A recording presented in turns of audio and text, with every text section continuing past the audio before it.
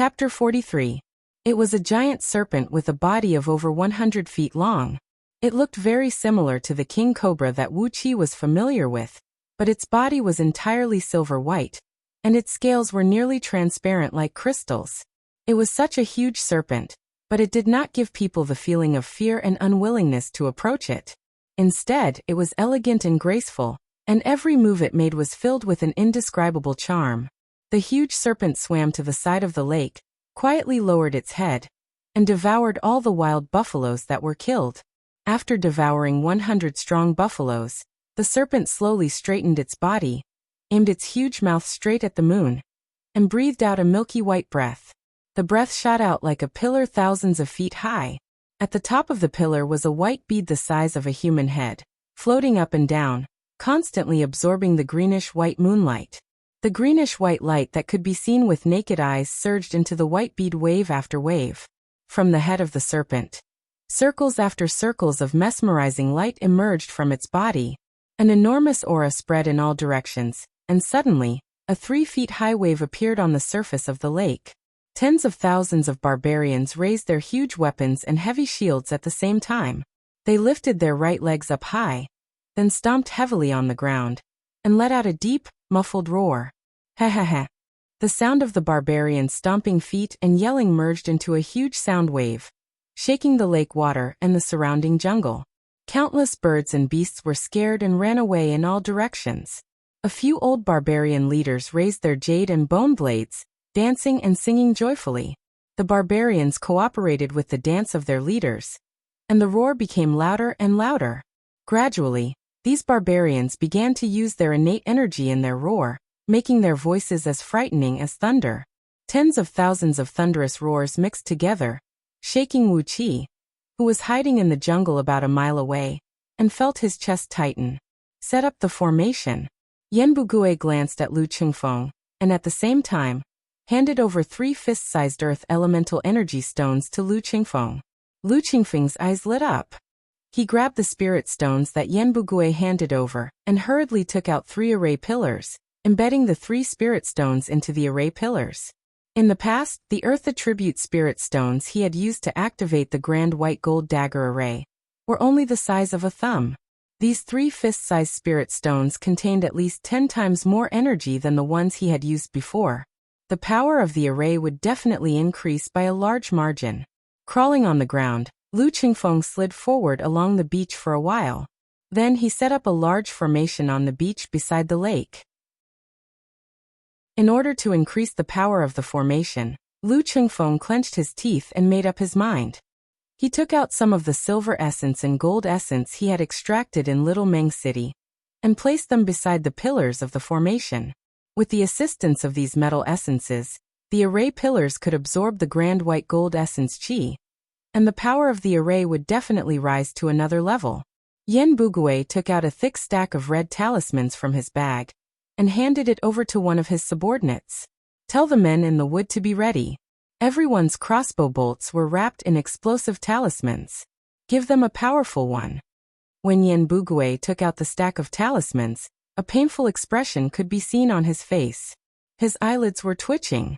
His subordinate swallowed a mouthful of saliva, took over the stack of talismans, turned around, and slipped back into the woods where the men were hiding. The dancing of the barbarians was getting wilder and wilder, and their roars were getting louder and louder. Suddenly, the melodious and clear singing of barbarian girls was heard. Over 1,000 barbarian girls walked out while singing and dancing. They jumped into the lake and danced crazily around the body of the giant serpent. Their melodious singing combined with the rough roars of those barbarian men gave them a strange charm.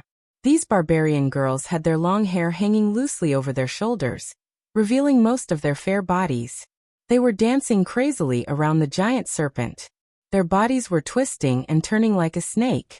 The giant serpent seemed to be influenced by these girls, as its body began to sway gently from side to side. Does anyone know this giant serpent? Yanbugui took out a bronze crossbow that was only the size of 2 palms from his bag. He clenched his teeth and used all his strength to pull the string of the crossbow. Then he carefully placed a crimson crossbow bolt that looked like it was made of red crystal onto the string. Lu Qingfeng and the others looked at each other and shook their heads at the same time. They did not know the origin of this giant serpent. Meanwhile, Wu Qi was staring at the giant serpent, his saliva almost dripping down from his mouth. He murmured to himself, "The innate water serpent. It will turn black in 100 years, green in 1,000 years, and only after 3,000 years can it become as white as this. This is an innate water serpent that has been raised for at least 3,000 years. Among all the water elemental beasts in the world, it is ranked 37th among the lower-tier spirit beasts." Yen Bugui bared his teeth and said, "A 3,000 years old monster. TSK, I wonder if the fiery demon-slaying crossbow given to us by Sealy can hurt it." Looking at Wu Qi in surprise, Yen Bugui gave him a thumbs up and praised, "Brother Wu Qi, you are quite knowledgeable." Lu Qingfeng immediately chimed in, "Master Yen, Wu Qi is Qingfeng's chief right-hand man. Qingfeng only has a few capable people by his side. You must not try to poach people from me." Yen Bugui glared at Lu Qingfeng and grinned. Then he carefully aimed the crossbow at the giant serpent. The moon had already reached the middle of the sky. The dancing and singing barbarians suddenly quietened down. A soft and gentle voice rang out, "O guardian spirit of my tribe, now is the time for you to fulfill the promise you made with our ancestors." The barbarians parted to the left and right, and a naked barbarian girl slowly walked out from the crowd. Wu Qi and the others were stunned. This barbarian girl was really too beautiful. Especially Zhang, whose saliva was dripping down from the corner of his mouth. This girl was a head taller than Wu Qi. She had a slim and healthy body. She looked like a plump person with a little bit more weight, and a little bit less weight. There was not a single blemish on her body. She had a beautiful face, the most perfect face that Wu Qi had ever seen. It was as if all the spiritual energy in this forest had gathered on her body, giving birth to such a beautiful girl. The girl swayed her slender waist and slowly walked in front of the giant serpent. She raised her head and looked at the giant serpent. The giant serpent, which was swallowing the essence of the moon, slowly lowered its head. Suddenly, a vague voice came out from its mouth. "Descendant of Shurja, do you have the qualification to accept my soul?" The girl giggled. Suddenly, her body flashed and she appeared on the beach 1,000 feet away. There was a crouching bull rock that was about the size of 3 to 5 grown men. The young girl slapped the boulder lightly with her hand, and the huge boulder immediately exploded into countless fragments that splattered in all directions. The strength of the girl's palm was too shocking. Some of the pieces even flew to the side of Wu Qi and the others. Wu Qi grabbed a piece of rock and squeezed it with his fingers. The rock cracked, but even though Wu Qi had reached the level of respiration, he still felt a sharp pain in his fingers. The bones of his fingers were almost broken by the recoil of the rock. This girl is at least at the level of spirit focus.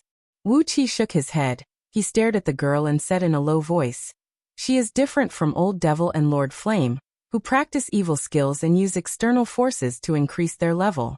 This girl's cultivation is real, not fake at all." Yen Bugui grabbed a few pieces of rock that fell beside him. The surface of the rock was as smooth as a mirror. It could be seen that the girl's strength was very uniform. She had crushed the rock in an instant. He also squeezed the rock hard, and the rock was crushed into powder. Yen Bugui's fingers were also red. What a monster! She doesn't look that old. How could she have such a terrifying cultivation? Lu Qingfeng stared at the girl's voluptuous breasts and buttocks, and subconsciously smacked his lips. Yen Bugui had a strange expression on his face. He said in a low voice, "She is about to merge with the soul of this innate water serpent, and turn it into her own natal beast soul. How could a person who has become a beast warrior be weak?"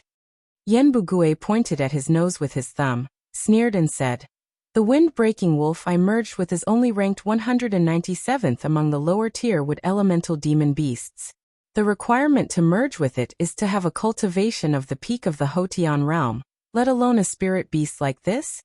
Beside the lake, the innate water serpent didn't seem satisfied with the girl's strength. It snorted coldly, glanced at the girl from head to toe, and finally nodded its head reluctantly. "I will fulfill the promise I made with your ancestors. My soul will protect the Shurja clan until the end of my life and yours. As for my body, You have to take good care of it.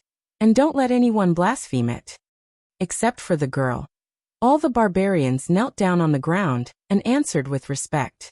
The gigantic serpent took a deep breath, turned its head around and looked at the beautiful scenery of the lake and mountains. It breathed out a long sigh and said, "It's been 3,800 years. I've been living here for a long time. Woman, when my soul resides in your soul, I will sleep forever, until the end of my life and yours. Use my power in the right way, protect your clan, and strengthen my soul." The gigantic serpent opened its mouth and swallowed the white airflow and the white pearl back into its body, then said with an indifferent voice, "Get ready, accept my power and my soul." All the barbarians rose to their feet, once again waving their weapons and shields, stamping their feet and roaring. The barbarian girl slowly walked in front of the gigantic serpent and sat down with her legs crossed in the lake. Deep chanting came out from the mouths of the few barbarian leaders. They waved their jade and bone blades, circling around the girl and the gigantic serpent, and started dancing crazily. As they danced, a chilly wind suddenly swept across the woods. The bone-piercing cold wind whistled across the sky, spinning rapidly around them. The scouting officers brought all the men in the woods and sneaked into the woods, carefully lining up into a charging formation. The barbarians had fallen into a crazy religious atmosphere. They could never imagine that deep in the mountains, in the core area where they had lived for generations, there would be a group of outsiders sneaking into the woods. Under Yen Bugui's order, over 800 triple and 9-bolt crossbows were slowly raised up, aiming at the barbarians on the beach. Suddenly, the gigantic serpent let out a sharp hiss, as a large amount of snow-white blood dripped down from its mouth. It struggled and twisted its body in pain. Then a white shadow, which looked exactly the same as its body, slowly slithered out from its mouth and hovered above the girl's head. One of the barbarian leaders leapt over and used a bone blade to cut a bloody mark between the girl's eyebrows. Blood dripped down, and a shadow that looked exactly the same as the girl slowly floated out from between the girl's eyebrows. It was the girl's soul. The surrounding barbarians started singing an ancient and distant song at the same time. They knelt down on the ground devoutly, worshipping the gigantic serpent that had lost all signs of life. The gigantic serpent's body fell heavily into the lake, splashing up a huge wave. The girl's soul waved her hands, chanting a mysterious spell and forming a strange hand seal. Streams of green light were emitted from her hands, connecting with the gigantic serpent's soul. The gigantic serpent's soul slowly flew closer to the girl's soul, and the white pearl the size of a human head followed suit. After merging with me, absorb all the energy in this pearl. It will increase your strength rapidly. The light in the eyes of the gigantic serpent's soul gradually dimmed, and its voice became muffled. Yen Bugui suddenly leapt into the air. A loud bang was heard from the crossbow, and the red arrow was shot towards the girl's body. Everyone attack. Chapter 44. The demon-slaying crossbow of red flame was a secret magical item of scouting office of Great Yin Dynasty. It was not a magical treasure, but it had a frightening power that was not weaker than a magical treasure. An ordinary pure steel arrow shot out from this crossbow could pierce through 3 layers of armor from 1 mile away. It was an incredibly powerful weapon. Coupled with the specially made explosive arrow, its lethality was no different than those heavy aerial bombs that Wuxia knew. A red light flashed, and the arrow had pierced through the girl's chest. When a beast warrior fused their souls with each other, it was the weakest moment for both humans and beasts.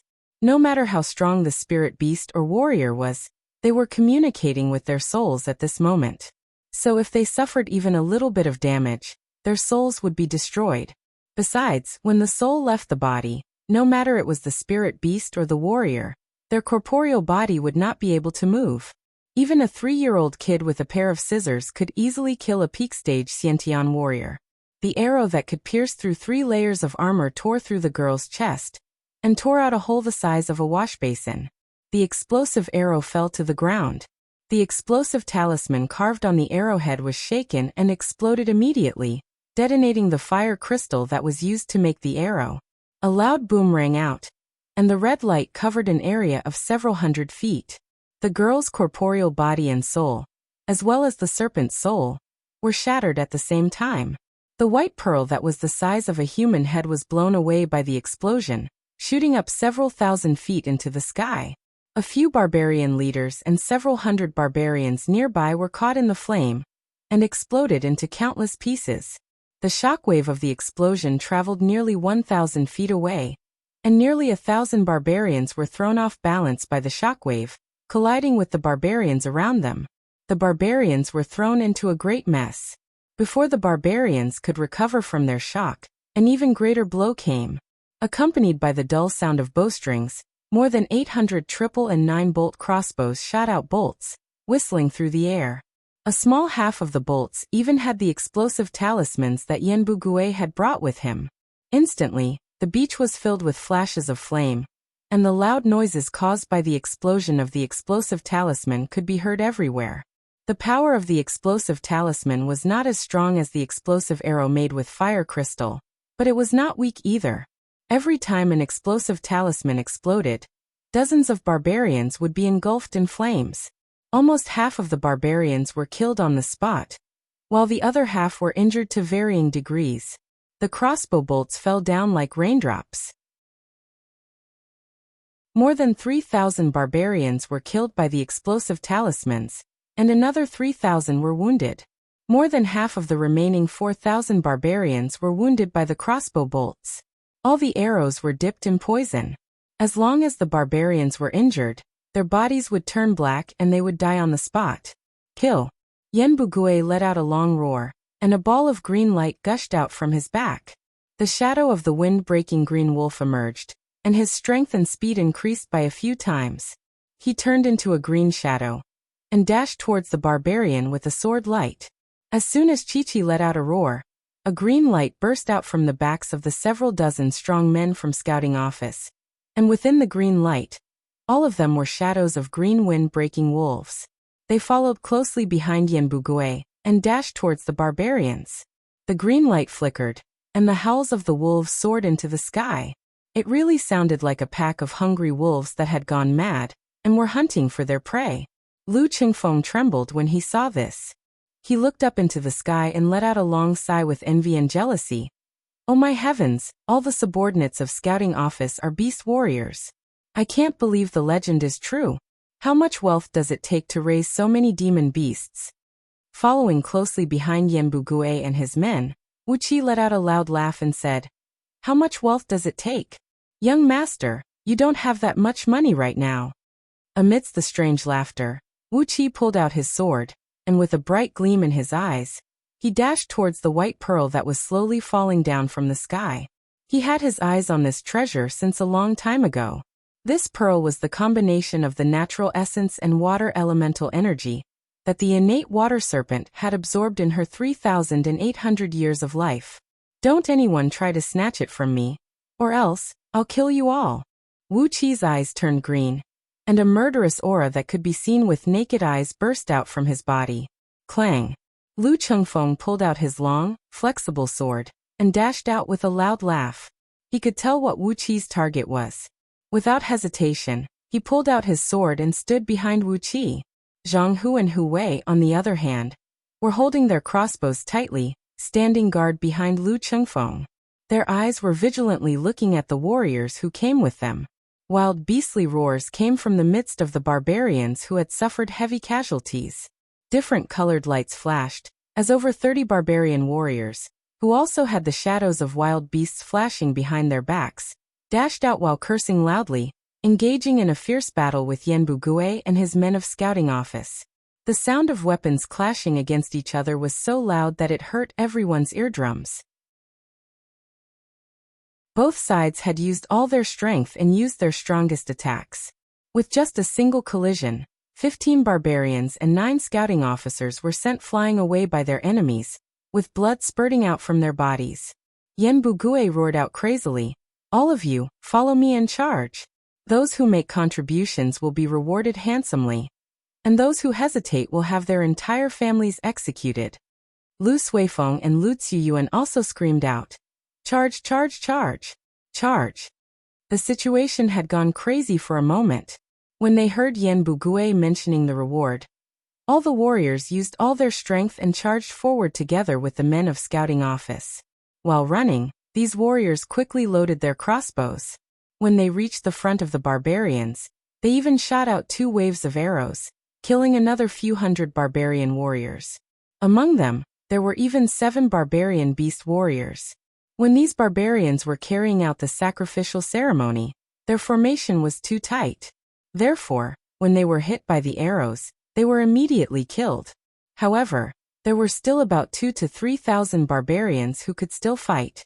Although all of them were slightly wounded, they had slowly regrouped and formed a line of defense on the path leading to the cliff. When these barbarian warriors had gathered together and formed a line of defense, Yenbugue suddenly stopped. He quickly took out the demon-slaying crossbow and loaded another arrow onto the string. Then he shouted out, "This is the last explosive arrow. Brothers, charge!" Bang! A stream of red light darted out and swallowed up all the barbarian warriors who were guarding in front of the cliff once again. Nearly 60% of the barbarian warriors were turned into ashes by the explosion of the red flame arrow. Yenbugue put the crossbow back into the storage bag, then held up his sword and charged straight toward the hole at the bottom of the cliff. Suddenly, an ear-piercing whistling sound came from the sky. On the cliff that was 20 to 30 feet above the ground, a few hundred young barbarians poked their heads out from a hole that was dug out.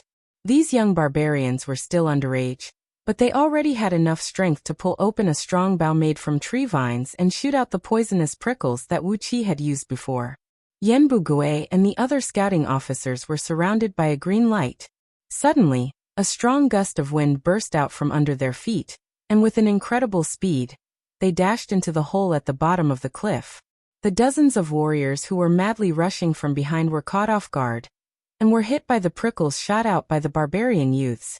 In just a few seconds, they had turned into a pile of black flesh and blood, and were twitching in pain. However, these warriors were also charging at an incredible speed. With just a few leaps, they had already engaged in a fierce battle with those barbarian warriors who were lucky enough to survive. When the young barbarians on the cliff saw this, none of them dared to release any more arrows. They could only stare blankly at the battle below. During this brief moment of hesitation, Yenbugue and his men, who were as fierce as wolves and tigers, had already reached the top of the cliff. Amidst the flashing of a green shadow, Yenbugue dashed into the midst of these young barbarians like a beam of sword light, and began a massacre. Every time he swung his sword, a few feet-long beam of sword energy would burst out from the tip of his sword. How could these young barbarians who had yet to reach adulthood withstand the massacre of the elite scouting officers? In just a few breaths of time, hundreds of young barbarians were killed. Wuxia leaped into the air and dashed towards the corpse of the gigantic serpent, which had been blown into pieces by the explosion, leaving only half of its bones behind. Casually, he reached his hand into the air and activated the hand of web. An invisible whirlpool of air sucked the serpent pearl into Wuqi's palm. Wuxia pinched the serpent pearl, which was the size of a human head with his innate energy constantly flowing into it. As soon as the serpent pearl absorbed the human energy, it immediately shrunk to a size that could fit Wuqi's palm. At this moment, the white serpent pearl had already shrunk into the shape of a sapphire, a strange crystal that emitted a mesmerizing ripple of water. Wuxia could feel the surging water elemental energy within the serpent pearl, and could not help but let out a loud laugh. After that, he immediately stuffed the serpent pearl into a secret pocket in front of his chest. A wave of heat came from behind. Lord Flame waved his bloodstained palms and slapped towards Wuqi's back. "Little bastard, do you think a kid like you is worthy of such a treasure? Give it to your ancestor." Lord Flame's eyes were shining. The serpent pearl of the innate water serpent was not something that Lord Flame, who practiced a fire elemental skill, could use. However, he could use it to exchange for other treasures that he could use. According to Lord Flame's estimation, this innate water serpent pearl was worth at least 100 of his stolen silk bags. With a swish, Lu Qingfeng's flexible sword brought up a green light and pierced towards Lord Flame's back. Lord Flame waved his palm, and a threatening flame soared into the sky. Lu Qingfeng's flexible sword was burned red and drooped down like a soft-skinned snake. A well-tempered sharp weapon was instantly melted into a piece of trash. The clothes in front of Lu Qingfeng's chest suddenly caught on fire. He hurriedly retreated, and at the same time he did not forget to take out 3 slender silver needles and shot them towards Lord Flame's back, lumbar spine and tailbone. Zhang Hu and Hu Wei had been following closely behind Lu Qingfeng. In order to help Wu Qi get the serpent pearl, Lord Flame suddenly launched an attack, and the two reacted quickly. They immediately raised their 9-bolt crossbows and shot 18 arrows at Lord Flame. Lord Flame was extremely angry and he shouted, Good, I'll kill all of you." He grabbed the serpent pearl in Wu Qi's hand and waved his left sleeve. 2 10-feet-long fire snakes flew out and shot toward Zhang Hu and Hu Wei. With a sizzling sound, the 18 bolts made of pure steel were melted by the fire snakes and fell to the ground. The fire snakes danced wildly, and Zhang Hu and Hu Wei hurriedly retreated. They rolled dozens of times on the ground and finally managed to avoid the fire snakes. The 2 arm-thick fire snakes fell to the ground, and the sand within a radius of a few feet was melted into glass. Lord Flame laughed proudly, and his fingertips were about to touch the serpent pearl in Wu Qi's palm. Wu Qi suddenly smiled strangely, and a blue light flashed in his palm. He took the initiative to put the serpent pearl into Lord Flame's palm.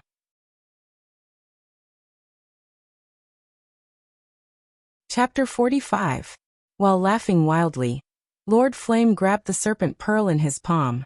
Then his face turned pale and his body suddenly stiffened. In the scroll of stealing, there were all kinds of strange and even unorthodox spells.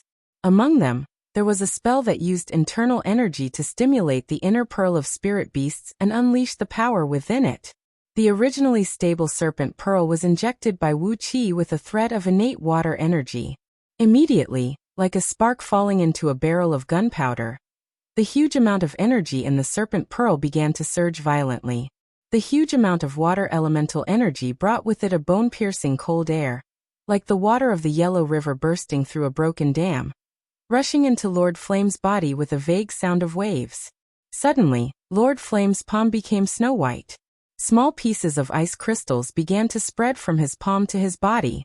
In just a breath's time, the terrible cold air had frozen Lord Flame's body, turning him into an ice man. The 5 elements created and restrained water and fire. The innate water serpent, who had lived in this lake for 3,800 years, had the same cultivation level as Lord Flame, which was only at the embryonic breath tier of Xiantian level. But the body of the innate water serpent was too huge. The water elemental energy in its body was at least 1,000 times more than the innate energy in Lord Flame's body. It was like using a bucket of water to extinguish the flame of a match. The fire elemental energy in Lord Flame's body was instantly extinguished. His body could not withstand the huge amount of energy in the serpent pearl, and his life force was instantly frozen. Wu Qi sneered and grabbed the serpent core with one hand. Activating the hand of web, the water elemental energy that rushed into Lord Flame's body quickly flowed back into the serpent pearl. Although there were some losses when Lord Flame was frozen to death, the loss was almost negligible. Then he slapped his palm onto Lord Flame's chest, shattering his frozen heart into pieces. Then Wu Qi exerted a suction force from his palm, causing all the blood and qi essence in Lord Flame's body that had yet to dissipate to rush out, transforming into a bright thread of blood and shooting into Wu Qi's palm. After breaking through to the respiration tier of Xiantian level, the amount of blood and qi essence that Wu Qi could obtain had increased from 1,000th to 100th. Although Lord Flame was practicing an evil cultivation technique, his qi and blood were strong and vigorous. He was more than 100 times stronger than Wu Qi, who was at the respiration stage of the Xiantian level. The 1% of blood qi essence that Wu Qi had stolen was almost equal to the total amount of essence qi in his body. An explosive power was surging within his body.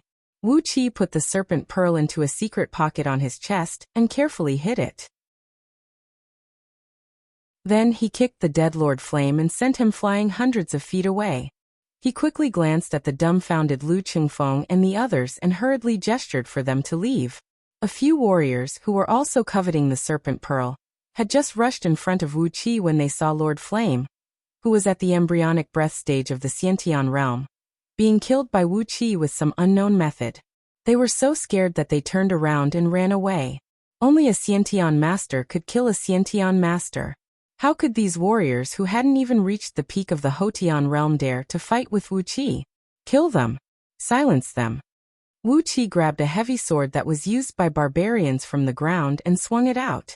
A sword beam shot out and cut 3 of the barbarians into 6 pieces. Lu Qingfeng, Zhang Hu, and Hu Wei dashed forward at the same time and killed the other 2 warriors who were trying to escape from the back. The scene was a complete mess. The warriors brought by Yan Bugui and the others were fighting with the barbarians. Although the battle between Wuqi and the others seemed to last a long time, in fact, it only lasted for 3 seconds. Wuqi and the others had blended into the crowd and pretended to fight with the barbarians. Surprisingly, no one had noticed that they had killed Lord Flame. Lu Suifeng and Lu Tsuyuan were not far away from them, commanding dozens of guards to fight with the barbarians. They were risking their lives and rushing towards the cave entrance at the foot of the mountain. The generous reward promised by Yan Bugui had almost driven them crazy. Only they knew what the so-called generous reward of the scouting office really meant. He threw away the heavy barbarian sword that was still a little heavy for him, and grabbed a light single-edged sword from a dead warrior on the ground. He swung the sword 3 times in a row, and killed 12 barbarian warriors in front of him. He was now a respiration-level warrior of the Xiantian realm. As for the Hotian realm warriors, unless they were surrounded by hundreds of peak Hotian warriors, there was no way they could defeat him. After a round of slaughter, over 100 barbarian warriors were killed by Wuqi like chickens and dogs. He brought Lu Qingfeng, Zhang Hu, and his personal guards and arrived at the entrance of the cave located at the foot of the mountain. Wuqi shouted, "Master Yan, our young master has brought us here to support you." From the cave above, Yan Bugui's voice came from afar. "Good. Hurry up and kill them. I'll give you the credit. Damn barbarians." Boom! A loud explosion was heard, and a ball of flame burst out from the cave entrance that was nearly 1,000 feet above the ground. It seemed like Yan Bugui had used the explosive talisman. Dozens of young barbarians, who hadn't fully grown yet, were pushed out of the cave entrance by the flame, howling in pain as they fell from the sky. Wuqi let out a long laugh, swung his sword and killed dozens of barbarian warriors who were rushing towards him. He pressed his left palm on their bodies and extracted a huge amount of their blood and chi essence. The blood and chi essence extracted from Lord Flame's body had not been digested yet. Wuqi gathered all the blood and chi essence in his left palm. His left palm had expanded to the size of a small millstone, and the skin of his palm was as red as blood, emitting a faint blood-red glow. A shrill ape cry was heard. A barbarian beast warrior, whose back was shimmering with a faint black gleam, and amidst the black gleam was the shadow of a 10 feet tall black ape. With a long stick in his hand, he swung it towards Wuqi's head. The long stick was made from some unknown black metal. It was heavy and brought up a strong gust of wind. When the long stick was still a few feet away from Wuqi, the strong gust of wind had already forced Lu Qingfeng and the other 2 to suffocate. Wuqi gazed at the barbarian beast warrior coldly. The blood and chi in his left palm started to boil. He had gathered half of the blood and chi he had absorbed just now into his palm. Then he fiercely thrust his palm forward. A huge bloody palm print, about 2 feet in circumference, was thrust out from his palm, colliding with the long stick while emitting a threatening cold air. The long stick was broken by the strange howl of the palm print. The huge bloody palm print of Wuqi hit the chest of the barbarian beast warrior, shattering his entire chest into pieces. A sharp howl of an ape was heard, and the black ape behind the barbarian beast warrior suddenly leaped up into the sky. Wuqi injected his innate water energy into the long sword. The misty white sword beam shot out to a distance of over 10 feet, piercing through the heart of the black ape. The black ape's soul exploded into pieces, and countless soul fragments sprayed out in all directions. Wuqi activated the secret technique from Scroll of Stealing, absorbing all the soul fragments into his body. After being purified by the innate water energy, they merged with Wuqi's soul. Wuqi felt his spirit was refreshed, and his 5 senses and divine sense had once again improved by 1 level. He let out a loud and joyful laugh. Then with his left hand, he killed 18 barbarian warriors in a row, extracting their blood and qi essence and gathering them in his left palm. After that, he brought Lu Qingfeng and the others and quickly rushed into the cave. Lu Suifeng and Lu Ziyuan also brought a group of elite guards and rushed into the cave, following closely behind Wu Qi and the others. Lu Ziyuan stared at Lu Qingfeng's back and cursed in a low voice. "You want to be the chief contributor? You damn bastard. What makes you think you can get the chief contributor? The chief contributor belongs to us." Under the lead of Wu Qi, the group of men rushed into the cave like a hot knife cutting through butter, and quickly met up with Yan Bugui and the others. At this point of time, there were only about 20 scouting officers left with Yan Bugui. In front of them was a huge cave, and it was filled with over 200 barbarian warriors, each wearing fine armors. Among them, there were even dozens of beast warriors. Behind these warriors, on top of an altar made of pure gold, 3 black stone tablets, each about half the height of a human, were placed neatly on top of it. "Get those 3 stone tablets, you will be rewarded with a great merit." Yan Bugui's body was covered in blood, and his eyes had turned red because of the crazy massacre. "The great general has offered a reward for the things on these stone tablets for over 100 years. Whoever gets the stone tablets will be rewarded with at least a county's land."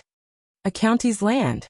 Lu Qingfeng, Lu Suifeng, and Lu Ziyuan started panting violently at the same time.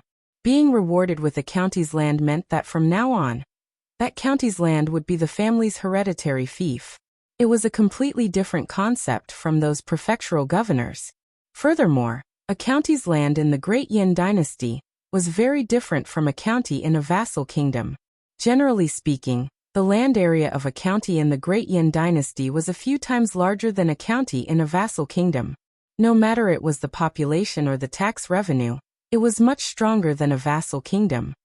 "Wuqi!" Lu Qingfeng shouted out loudly. Wu Qi let out a long and loud cry. All the energy in his body and all the blood essence he had absorbed just now merged into his left palm, turning into an explosive and frightening force.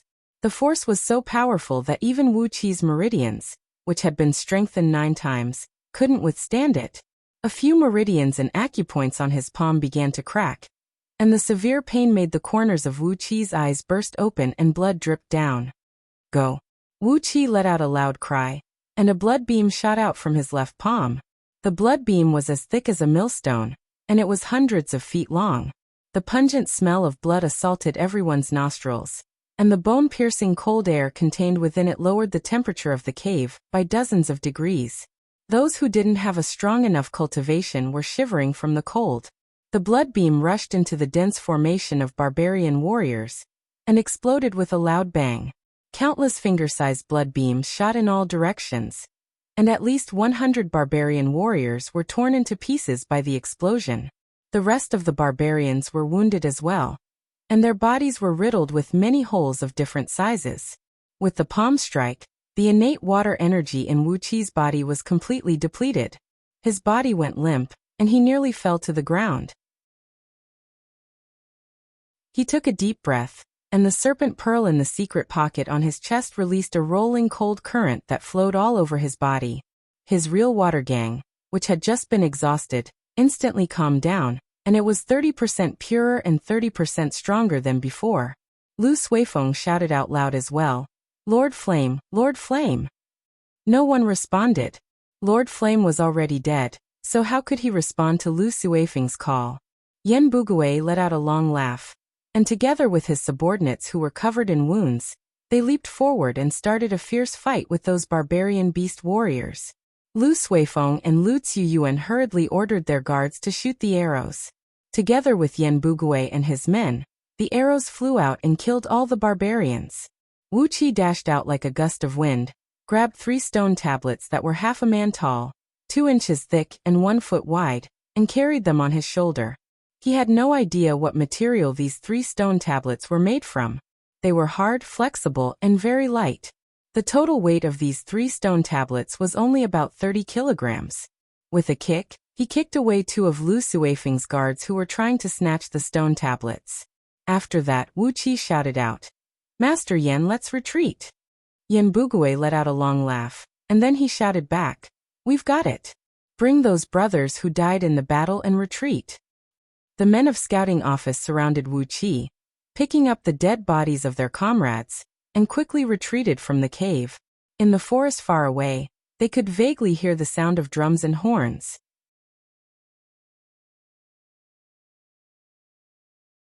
Chapter 46. Run. Rushing out from the cave, Yenbugwe immediately let out a loud shout.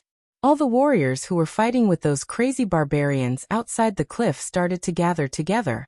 Following closely behind them were Yenbugwe and the others, who had surrounded Wuxia, as they ran back the way they came from. After the explosive talisman, the explosive arrows, and more than 10 volleys of arrows, there were less than 800 barbarian warriors who could still stand up. And the number of warriors who could retreat in one piece was only about 300. Although the barbarians had suffered a great number of casualties, the warriors who went deep into the forest to assist the scouting office in carrying out the military mission were also almost all dead.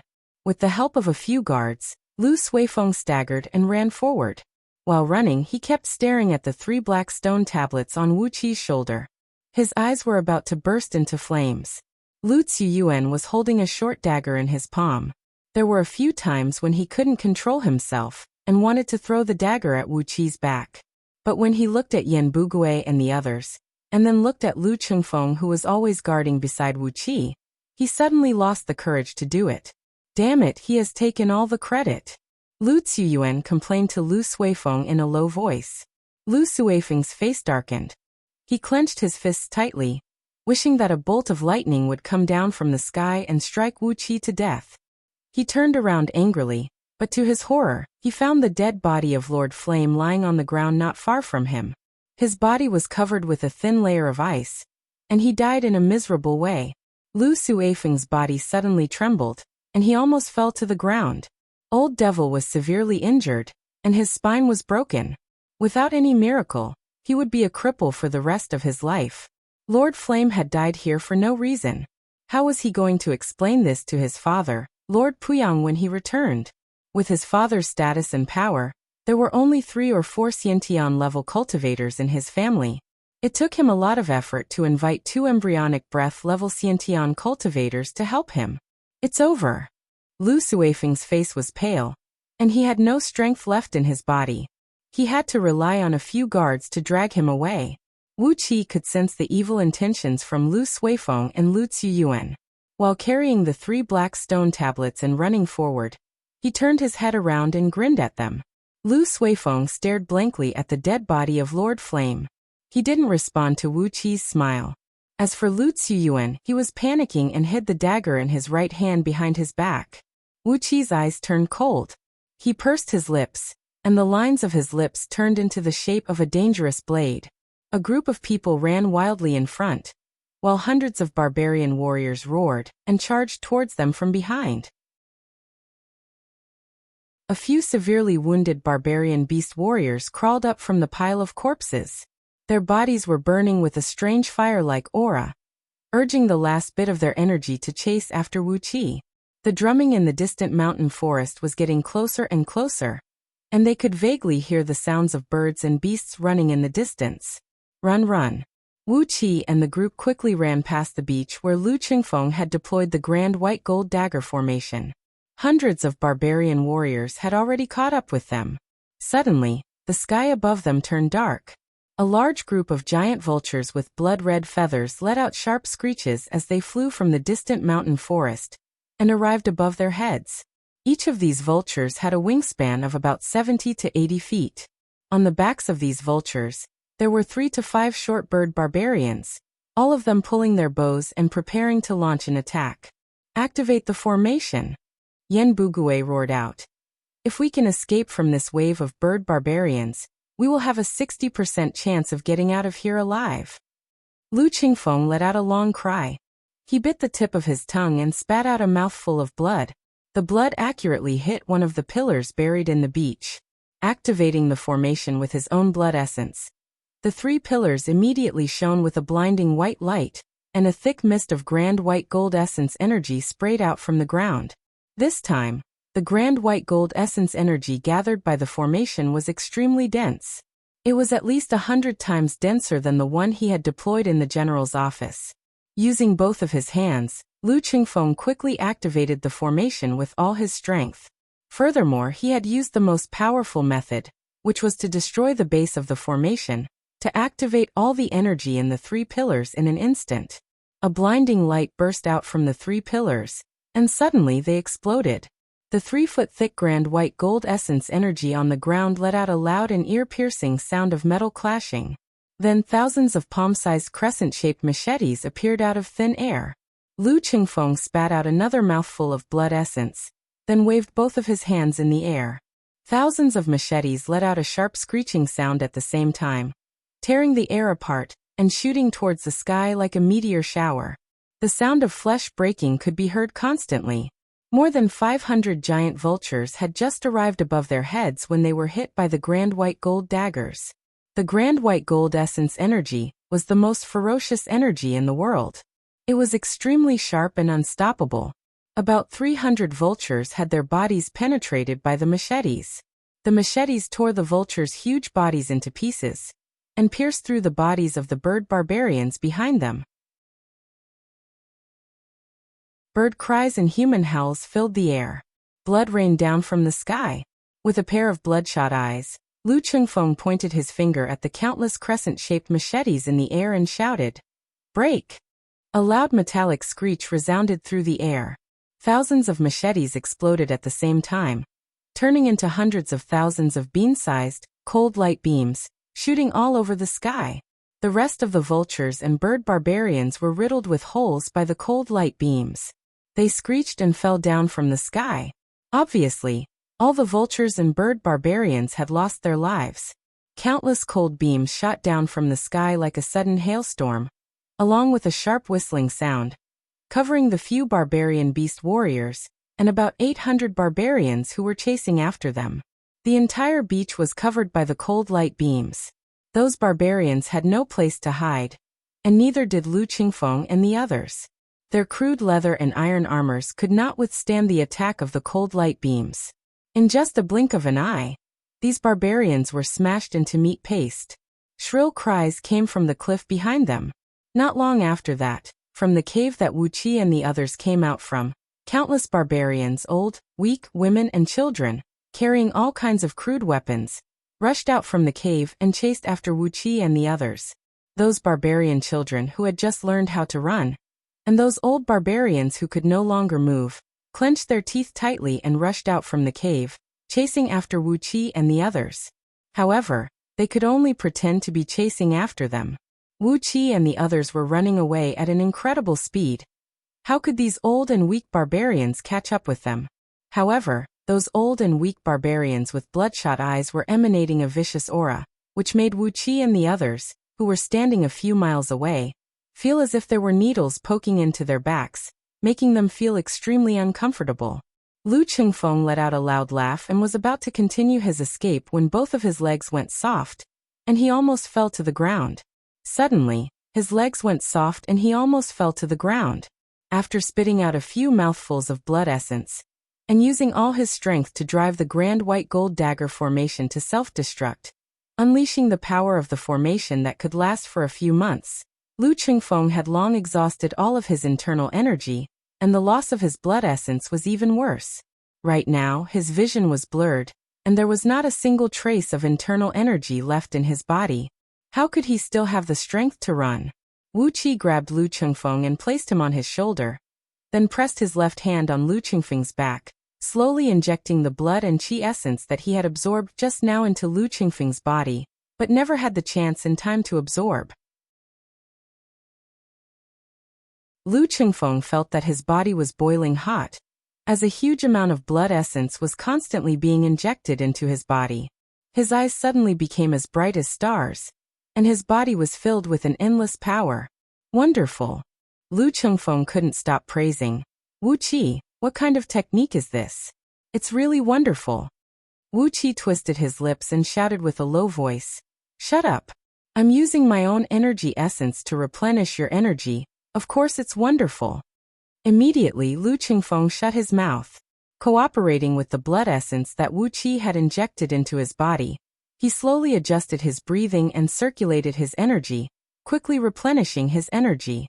Under the impact of the enormous amount of energy and blood essence injected into Lu Qingfeng's body, the conception and governing meridians, as well as a few other important meridians, which had been stuck in Lu Qingfeng's body for many years, and prevented him from breaking through, had begun to loosen up.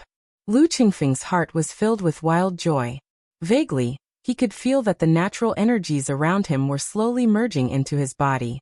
This was a scene that only a cultivator of the Xiantian realm could have. So he decided to just ignore what was happening around him, and focused all his attention on his own body. He kept replenishing his internal energy, cooperating with the hot stream that came from Wuqi's palm to attack the few extremely important meridians that separated the Hotian realm from the Xiantian realm. Carrying Lu Qingfeng and the 3 black stone tablets, Wuqi dashed into the woods. Yan Bugui let out a few loud whistles and waved his hands in all directions. The 300 warriors that were following closely behind him were divided into 10 teams under the leadership of the scouting officers, and quickly dispersed into the woods.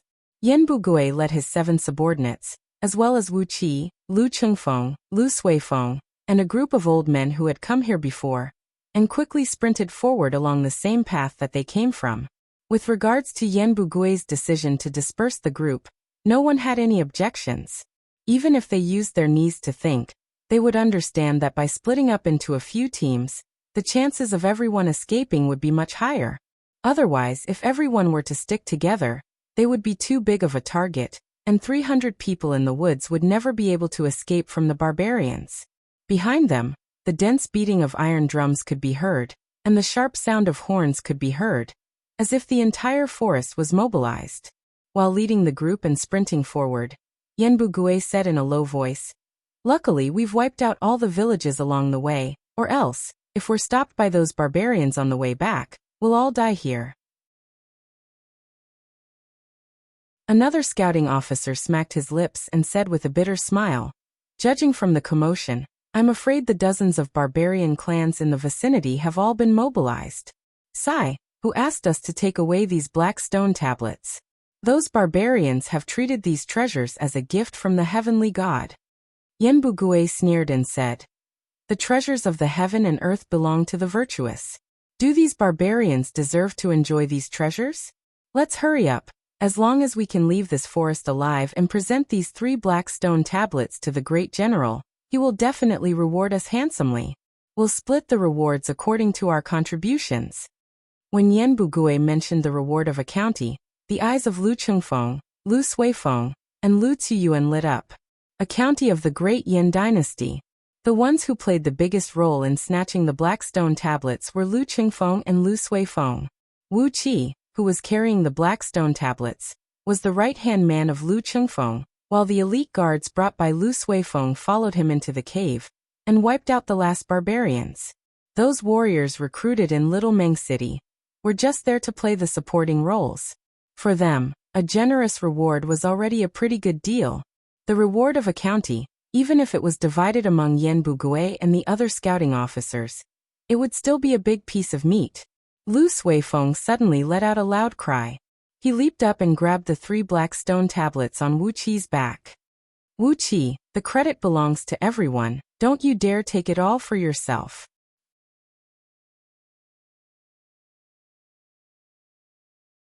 Chapter 47. Seeing that Lu Suifeng was fighting for the credit, Yan Bugui raised his eyebrows and said, "Bastard." Yan Bugui was really angry and anxious. He didn't know how many barbarians were going to chase after them. In this forest, barbarians were like fish in water, and their combat strength would at least double.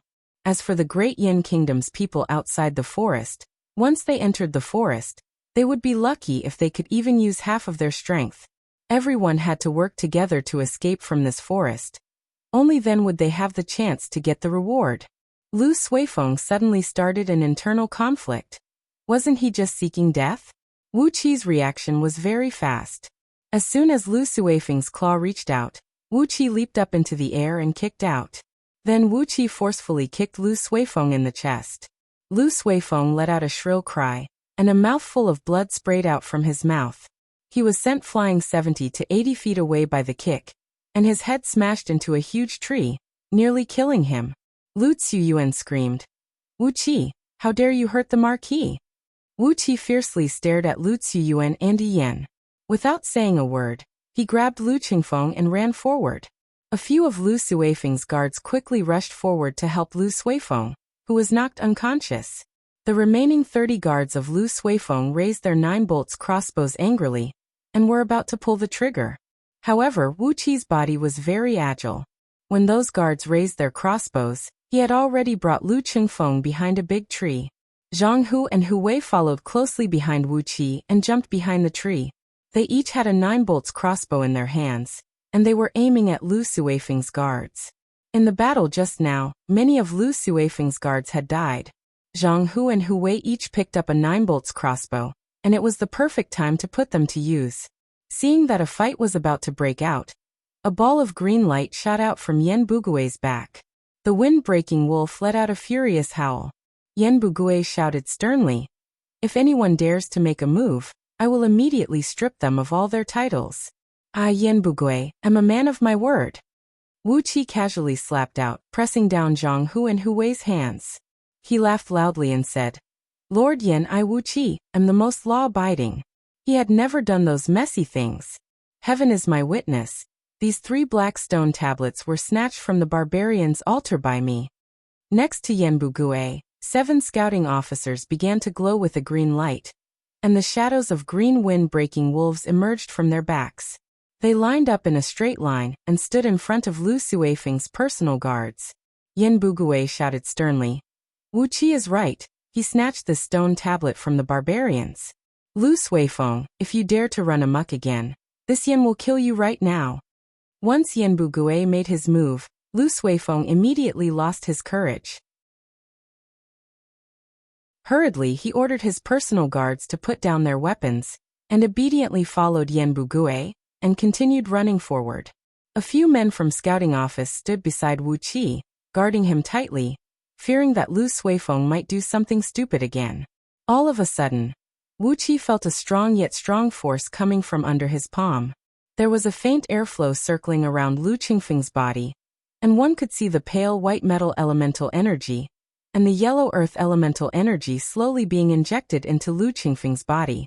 With the help of the blood and qi essence that Wu Qi injected into his body, Lu Qingfeng, who had been stuck at the peak of the Hotian realm for a few years, had finally broken through the barrier between the Xiantian realm and the Hotian realm, successfully stepping into the Xiantian realm. Judging from the nature of the natural energy that Lu Qingfeng's body was actively absorbing, he was actually cultivating with a dual elemental skill of earth and metal. His body was also of both earth and metal elemental. Lu Suifeng and Lu Ziyuan's faces turned pale. Lu Qingfeng had become a Xiantian realm warrior? Putting Lu Suifeng aside, Lu Ziyuan instinctively thought of something. Would the Liang Lu family's attitude towards Lu Qingfeng change because of this? Would the position of the eldest son of the Liang Lu family, who was also Lu Ziyuan's second brother, Lu Ziyuhai, be threatened? Yan Bugui, on the other hand, was overjoyed. There were countless barbarians chasing after them, and this time, these barbarians would definitely use all their strength and methods to hunt them down. At this critical moment, there was one more Xiantian realm warrior in their group. Even if it was just a minor Xiantian warrior of the respiration realm, it would still be a great help to their survival. Congratulations, young Master Lu. Once you step into the Xiantian realm, it's like a carp leaping through the dragon's gate. Yan Bugui immediately congratulated Lu Qingfeng. All the other scouting officers were looking at Lu Qingfeng with envy. Although they were all beast warriors, and with the help of the wind-breaking wolf soul, they had the combat strength equivalent to the respiration realm of the Xiantian realm. However, their own cultivation level was still at the peak of the Hotian realm. At most, they could only be considered as fake Xiantian warriors. There was a huge difference between them and a real Xiantian warrior like Lu Qingfeng.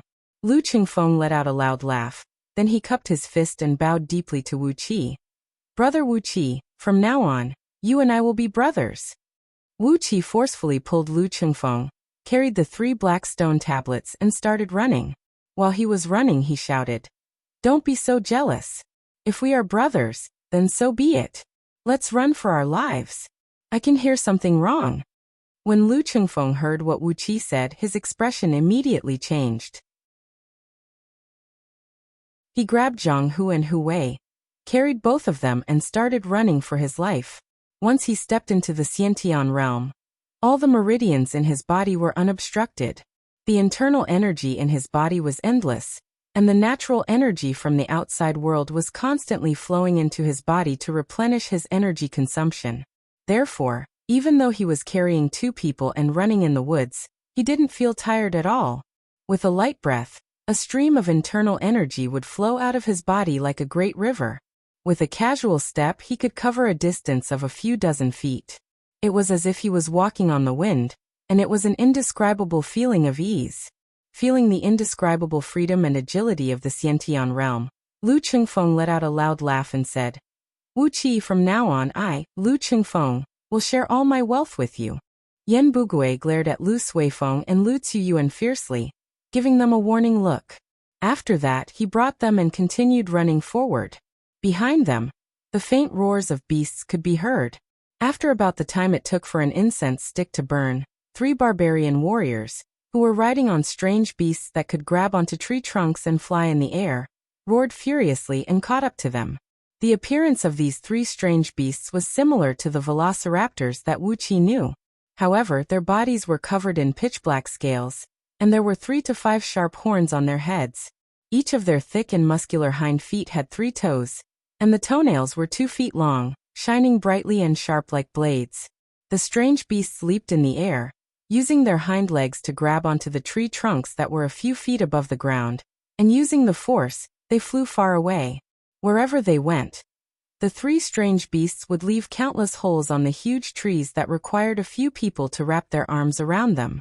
The strange beasts had also caught up to them like a whirlwind.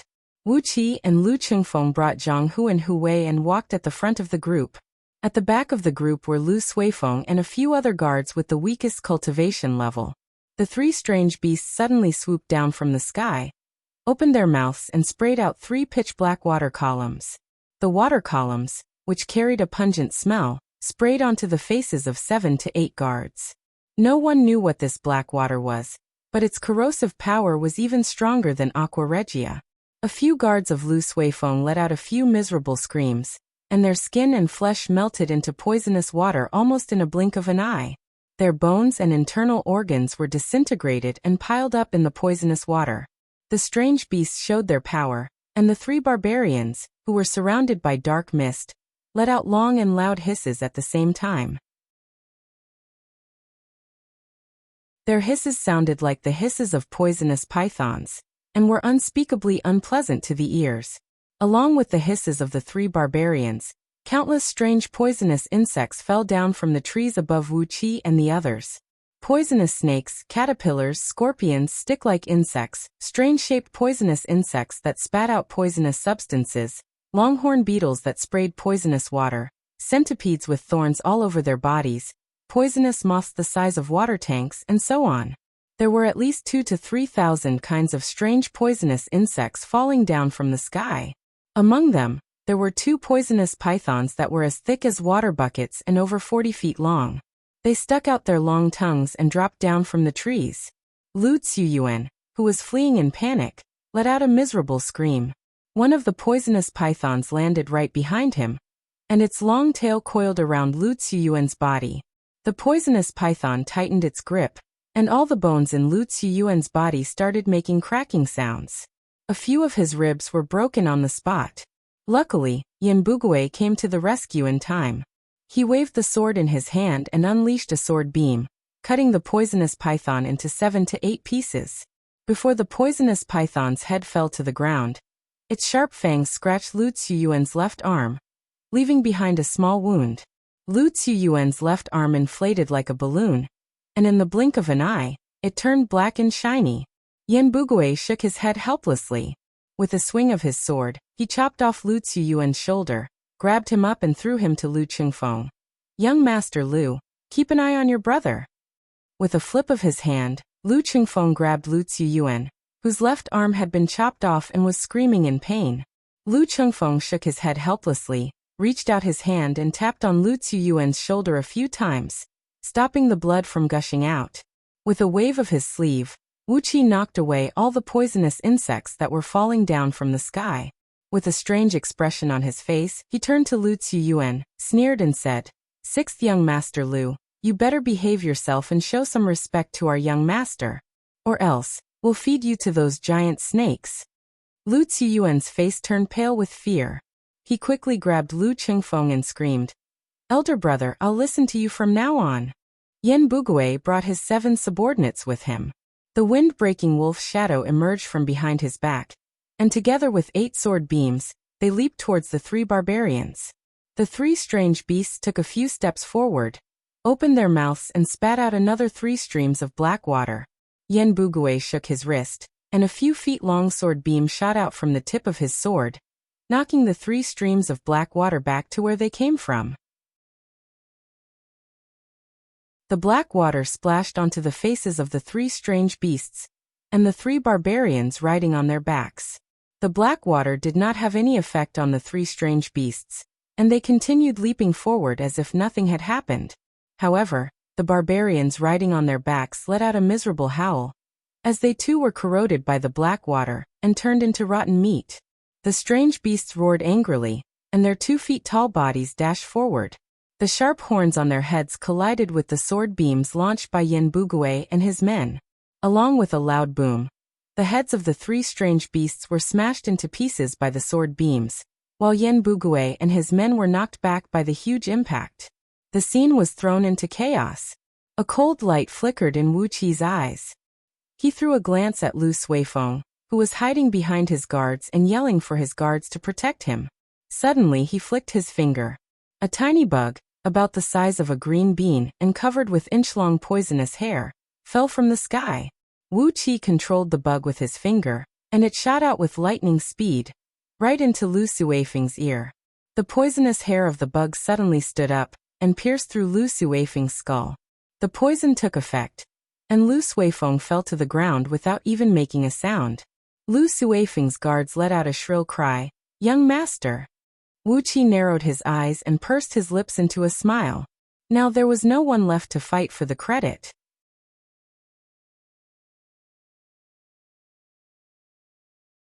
Chapter 48.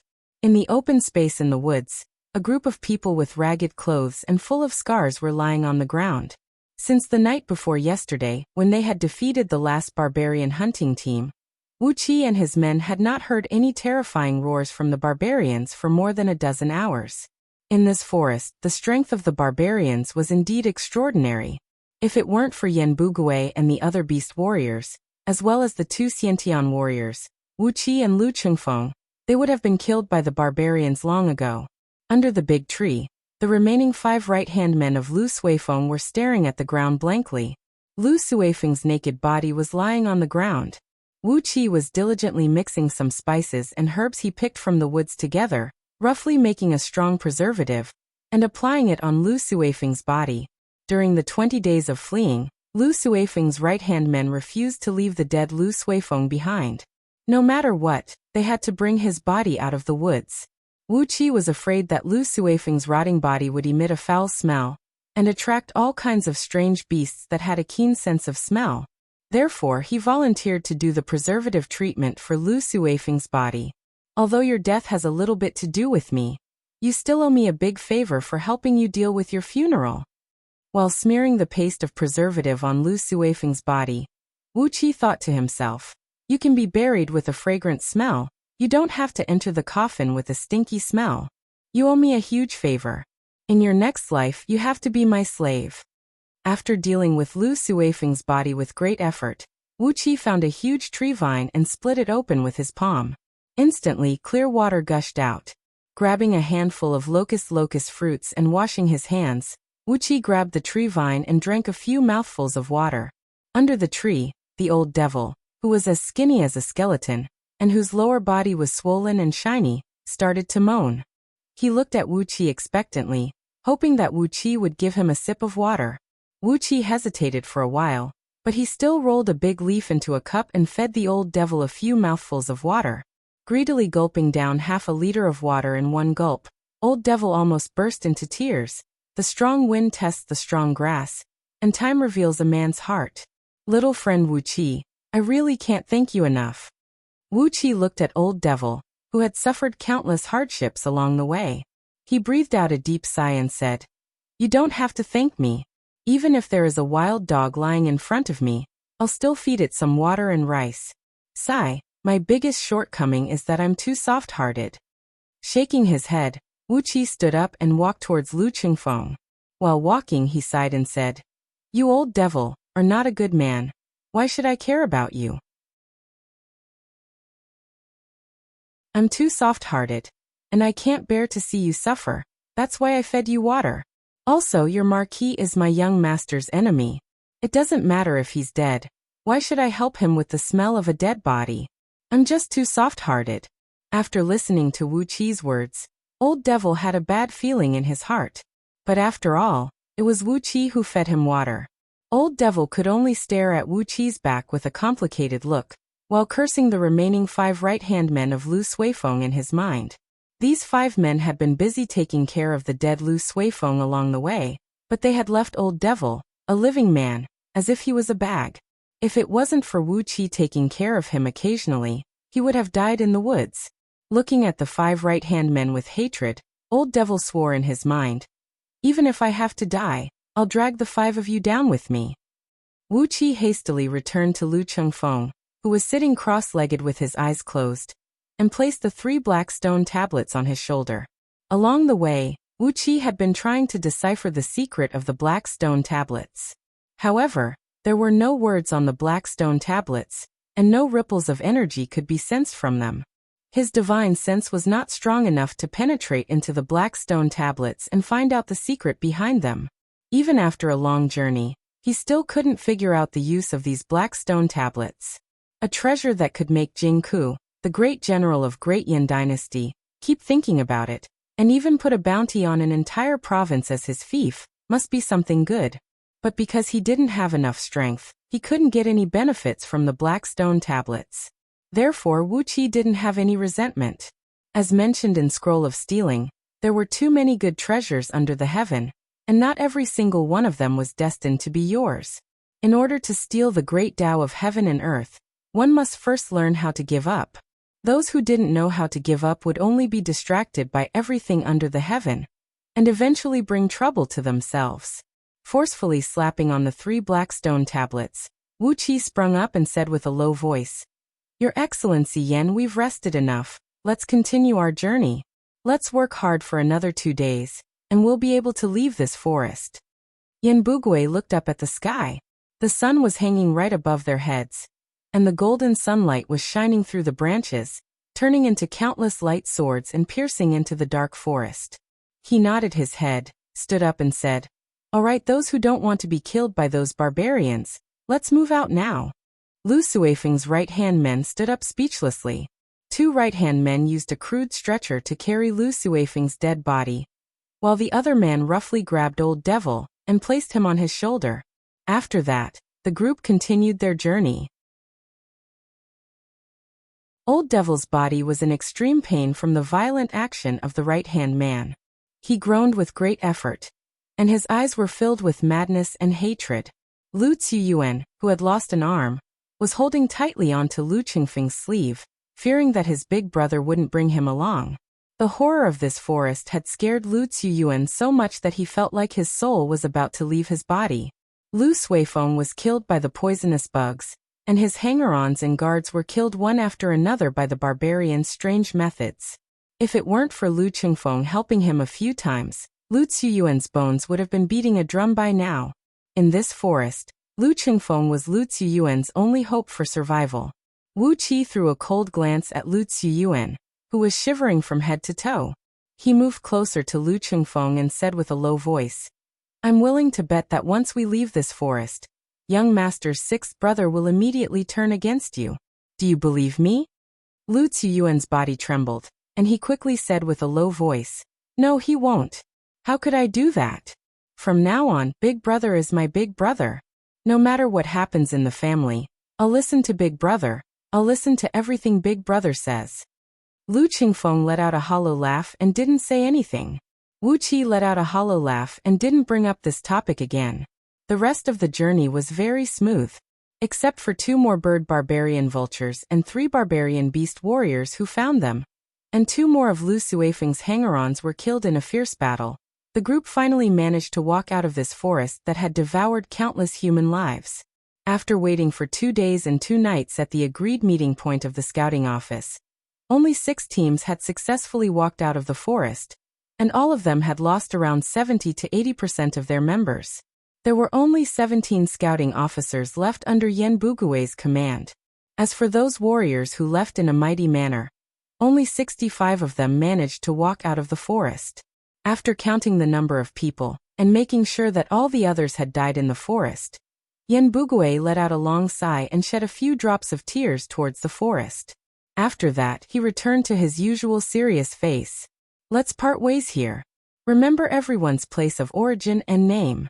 The reward that you deserve for your contribution will be sent out as soon as possible. Yen Bugui snatched the 3 black stone tablets from Wu Qi's shoulder, gave Wu Qi and Lu Qingfeng a deep look, then said with a deep voice, "The eldest son of Liang Lu clan, Lu Qingfeng? You should be the one with the greatest contribution this time. Go back and wait, you're going to get a surprise."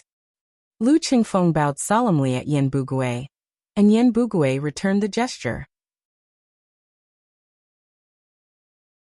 After that, he ordered his subordinates to register the names of all the warriors, then left the place in a hurry with the 3 black stone tablets. The journey from the Lu Kingdom to the imperial city of Great Yen Dynasty required them to cross 7 vassal kingdoms. It was a long journey with many twists and turns.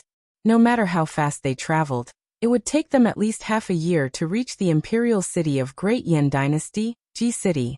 The so-called reward would be sent out as soon as possible, and it would take at least 1 year for them to return. All the warriors on the spot breathed out a long sigh of relief at the same time. They turned around and stared at the woods behind them, then suddenly shouted and yelled at the same time. This time, they were forcefully summoned by scouting officers and forced to venture into the woods. Although they managed to come out alive in the end, many of their acquaintances and best friends were buried in this woods. Those who survived would be rewarded by the chief general of Great Yen Dynasty personally. The dead, on the other hand, were dead. At most, they would receive a negligible amount of compensation. However, most of the warriors who lived in Little Meng City were fugitives who lived on the edge of a blade, and they didn't have many families to take care of. So if they died, they would just die, and the pension was meaningless to them. Wu Qi waited until these warriors had vented out their anger. Then he gave Lu Qingfeng a powerful kick on his calf. He pouted at these warriors, then pushed Lu Qingfeng, who had a silly smile on his face, a few steps forward with his shoulder. Lu Qingfeng suddenly came to his senses. He bowed deeply at these warriors and said, "Fellow warriors, I Qingfeng am the acting mayor of Little Meng City. It is fate that brought us together in this difficult time. All of you have great abilities, but in the end, you will wither together with the grass and trees. It is a pity.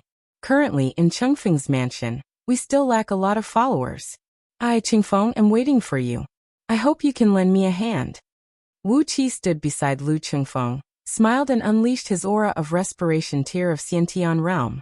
The faint heavenly energy turned into a white mist and slowly swirled around Wu Qi. The faint pressure made all the warriors in front of him tremble. A warrior of Xiantian realm. These warriors looked at Wu Qi with respect and envy. These warriors were all quick-witted. They had heard what Yen Bugui said to Lu Qingfeng just now. There was a surprise waiting for Lu Qingfeng? As the acting mayor, what kind of surprise could he have? Without needing much effort from Wu Qi and Lu Qingfeng, among these surviving warriors, a total of 37 of them had already acknowledged Lu Qingfeng as their disciples, and became his right-hand men. As they were able to walk out from that frightening forest, these warriors were either at the peak of Hotian realm, or they were just a step away from the peak of Hotian realm. In an instant, the strength of Lu Qingfeng's followers had increased tremendously, and they now had the aura of a young master from a wealthy family. After a few laughs, Lu Qingfeng happily led the warriors and headed back to Little Meng City. After being away for almost 2 months, Lu Qingfeng was really worried about what was going on in the city. When they were about 3 miles away from Little Meng City, They saw Xiaohe wielding his halberd and leading a large group of city guards, blocking the east, south, and west gates of Little Meng City. They were yelling for war. Wu Qi and Lu Qingfeng were shocked. They immediately rushed forward and asked what was going on. After hearing what Xiaohe said, both of them became furious. Wu Qi let out a loud shout and jumped onto the top of the city gate, kicking a few guards of Lu Suifeng off the city wall. Xiaohe, attack the city. Anyone who dares to resist will be killed. The furious Wu Qi immediately gave the order to attack the city.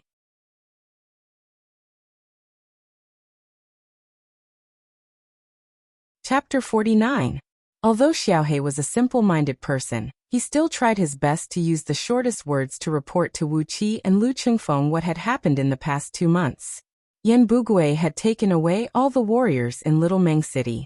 Therefore, the group of guards under the command of Lu Zhong had become the strongest armed force in Little Meng City. Be it in terms of equipment, morale, cultivation level, or training level, this group of guards had the power to defeat thousands of city guards of Little Meng City. Besides having a strong force, Lu Zhong also carried the official document and token of Lu Suifeng as the military supervisory officer, which gave him the right to supervise the city guards of Little Meng City.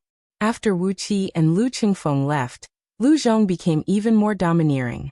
Clearly, he had asked those accountants who were in charge of auditing the accounts to falsify the accounts on the spot and blame it on Wu Qi and Lu Qingfeng. Then he burned all the original account books into ashes.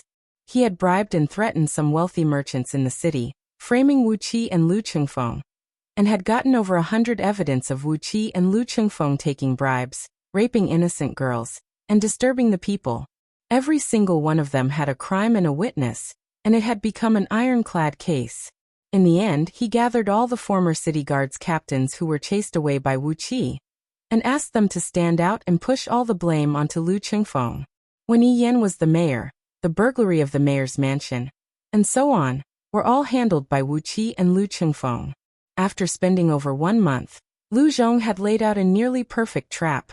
A trap that could make Wu Qi and Lu Qingfeng die a graveless death. After that, he couldn't wait to take the title of military supervisory officer and forcefully take over the power of the city guards of Little Meng City. Those former city guards who had been driven away were now his pawns, and they happily followed Lu Zhong to take over the power of the city guards. Although Xiaohe was simple-minded, he still obeyed Lu Qingfeng's orders.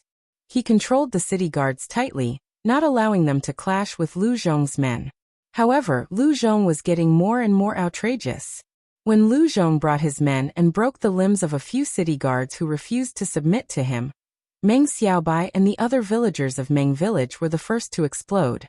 The simple and honest villagers of Meng Village would never meet someone like Lu Zhong. For the past month, all kinds of messy things had happened, and the people of Meng Village had had enough of their boredom. No one knew who started the fight, but the villagers of Meng Village led nearly 1,000 city guards, and the guards led by Lu Zhong. In this fight, more than 800 city guards were killed on the spot. Among them, there were more than 70 people from Meng Village. On the other hand, the guards led by Lu Zhong only suffered heavy injuries and several tens of light injuries. The powerful 9-bolt crossbows caused huge casualties to the city guards, but also preserved the strength of Lu Zhong's subordinates. More than 200 city guards, including Meng Xiaobai, were arrested and thrown into the city jail. Lu Zhong tortured them without restraint, torturing them all day long. Rumor has it that some of them were beaten to death. From time to time, Lu Zhong would ask his men to drag a few dead bodies out and hang them in front of the city gate as a demonstration. Because the villagers of Meng Village had taken the lead to rebel against Lu Zhong had made up a false accusation, accusing Lu Qingfeng and Wu Qi of inciting an army to rebel and conspiring against the law. Those former leaders of city guards and some wealthy merchants in the city had all signed their names on the official document. Things were getting out of hand.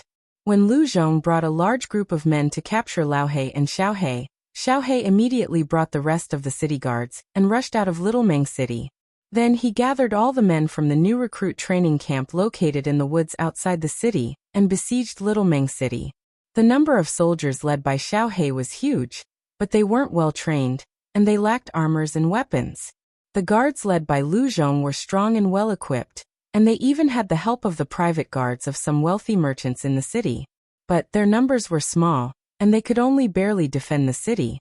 Neither side dared to strike recklessly. This stalemate had lasted for 7 days. When Wu Qi heard the news, he was enraged, especially when he heard that the villagers of Meng village had been killed, and Meng Xiaobai had been imprisoned and tortured. This made his anger explode like a bomb. After jumping onto the city wall and knocking away a few guards, Wu Qi immediately gave the order to attack the city. When Lu Chengfeng heard the whole story, he furrowed his brows, gritted his teeth and said, "The barbarians have retaliated by attacking Little Meng City and killing a few hundred of Marquis Lu's personal guards. The city wall of Little Meng City has been breached, and the wealthy merchants in the city have suffered a great loss." With a fierce killing intent on his face, Lu Chengfeng shouted, "Attack the city! Attack the city! Anyone who dares to resist will be killed." Xiao He couldn't hold back the anger in his heart any longer. Since he had benefited from Wu Qi and Lu Chengfeng, he immediately swung his iron halberd and shouted. Over 20,000 city guards immediately let out an uproar, and Qiqi began his attack on Little Meng City. Wu Qi went straight into a deserted area and started killing without restraint on top of the city gate.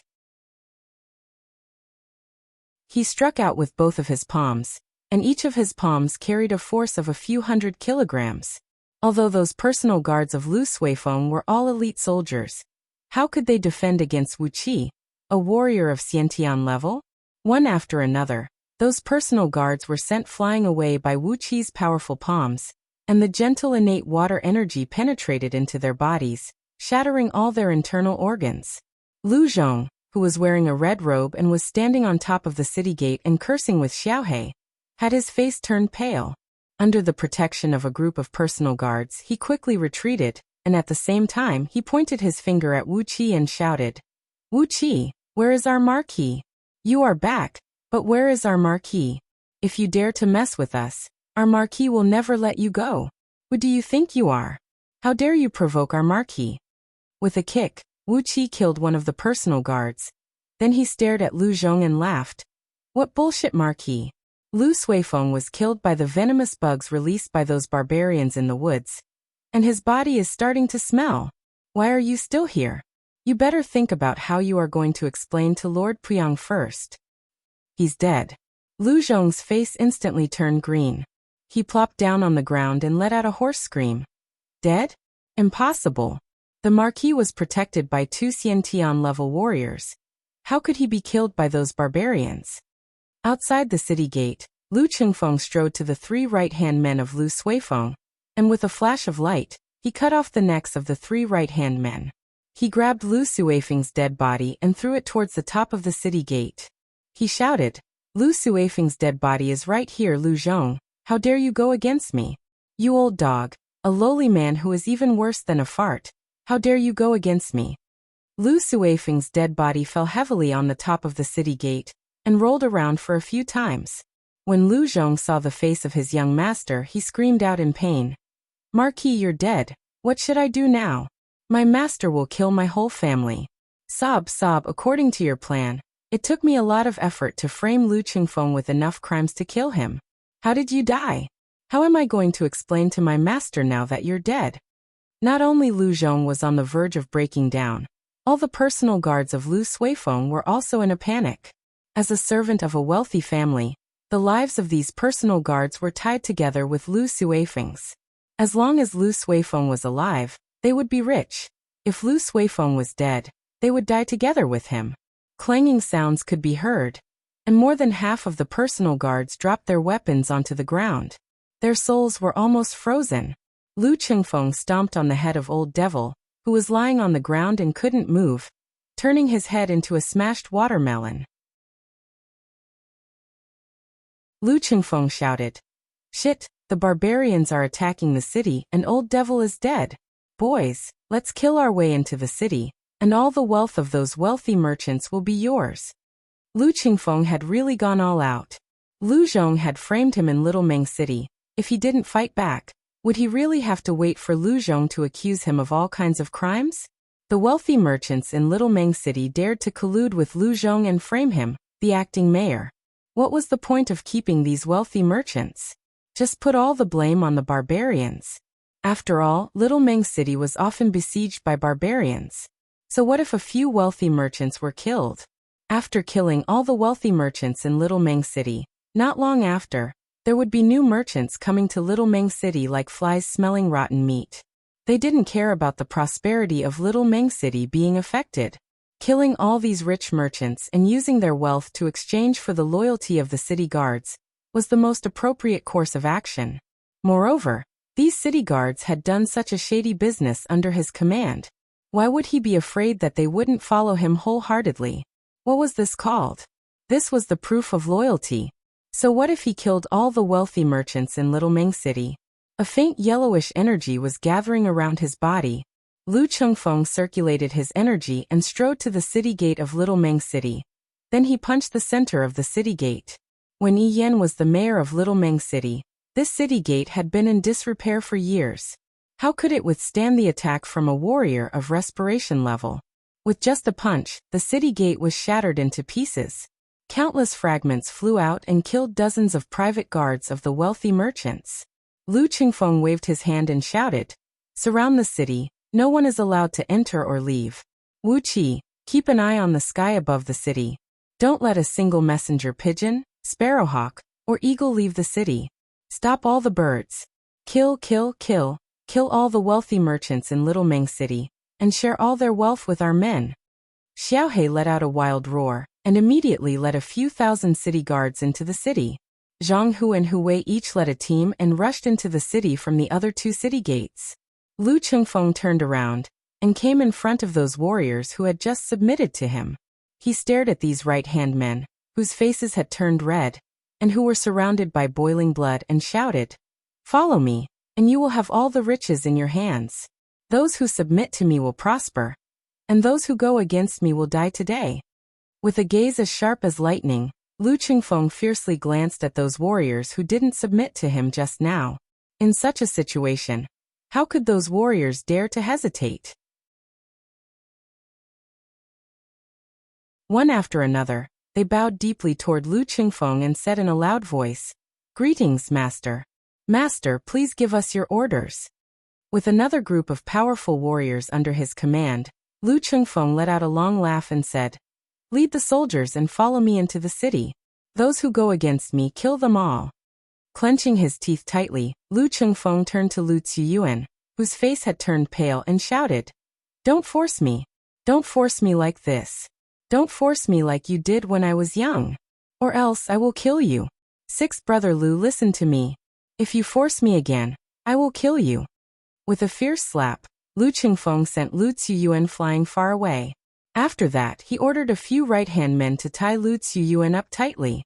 After that, he led a large group of soldiers and entered the city through the last city gate.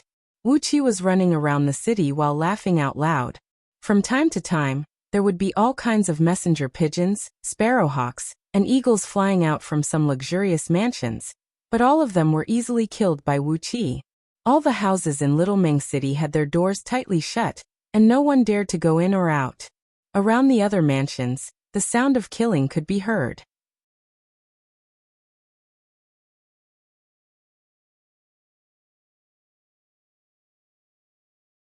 Chapter 50. The sky above Little Meng City was filled with dark smoke. All the shops and mansions in the city had been looted by the city guards. A huge amount of gold, silver, and jewelry were piled up on the drill ground of the city guards. Lao He, who was sweating profusely, was distributing these items evenly according to the number of people in each battalion. Deputy generals, lieutenants, and soldiers were distributed equally according to the number of people. Heavy gold beads, silver ingots, large strings of copper coins, sparkling and translucent pearls, sparkling gems, expensive furs and silks, rare spirit medicines and spirit stones. Dozens of barbarian hunters and herb gatherers were estimating the value of these items and distributing them evenly. Regardless of officers or soldiers, they were holding huge piles of wealth that they couldn't earn back even after decades of hard work. They were staring at Lu Chengfeng, who was standing on the drill ground, and cheering, "Long live the king!" The cheers of "Die for young master" resounded through the sky. The morale, vigor, and wildness of these 28,000 city guards were boiling. At this moment, even if the king of the Lu kingdom was here, he would be torn apart by these crazy soldiers. Leading a team of soldiers, Wuxia was hurriedly picking up the dead bodies on the street and transporting them into the woods outside the city. In just one night, these thousands of dead bodies would be eaten by the wild beasts in the woods, and not even a hair would be left. Hundreds of wealthy merchants who were doing business in Little Meng City were slaughtered by the crazy city guards. Not a single one of them was spared.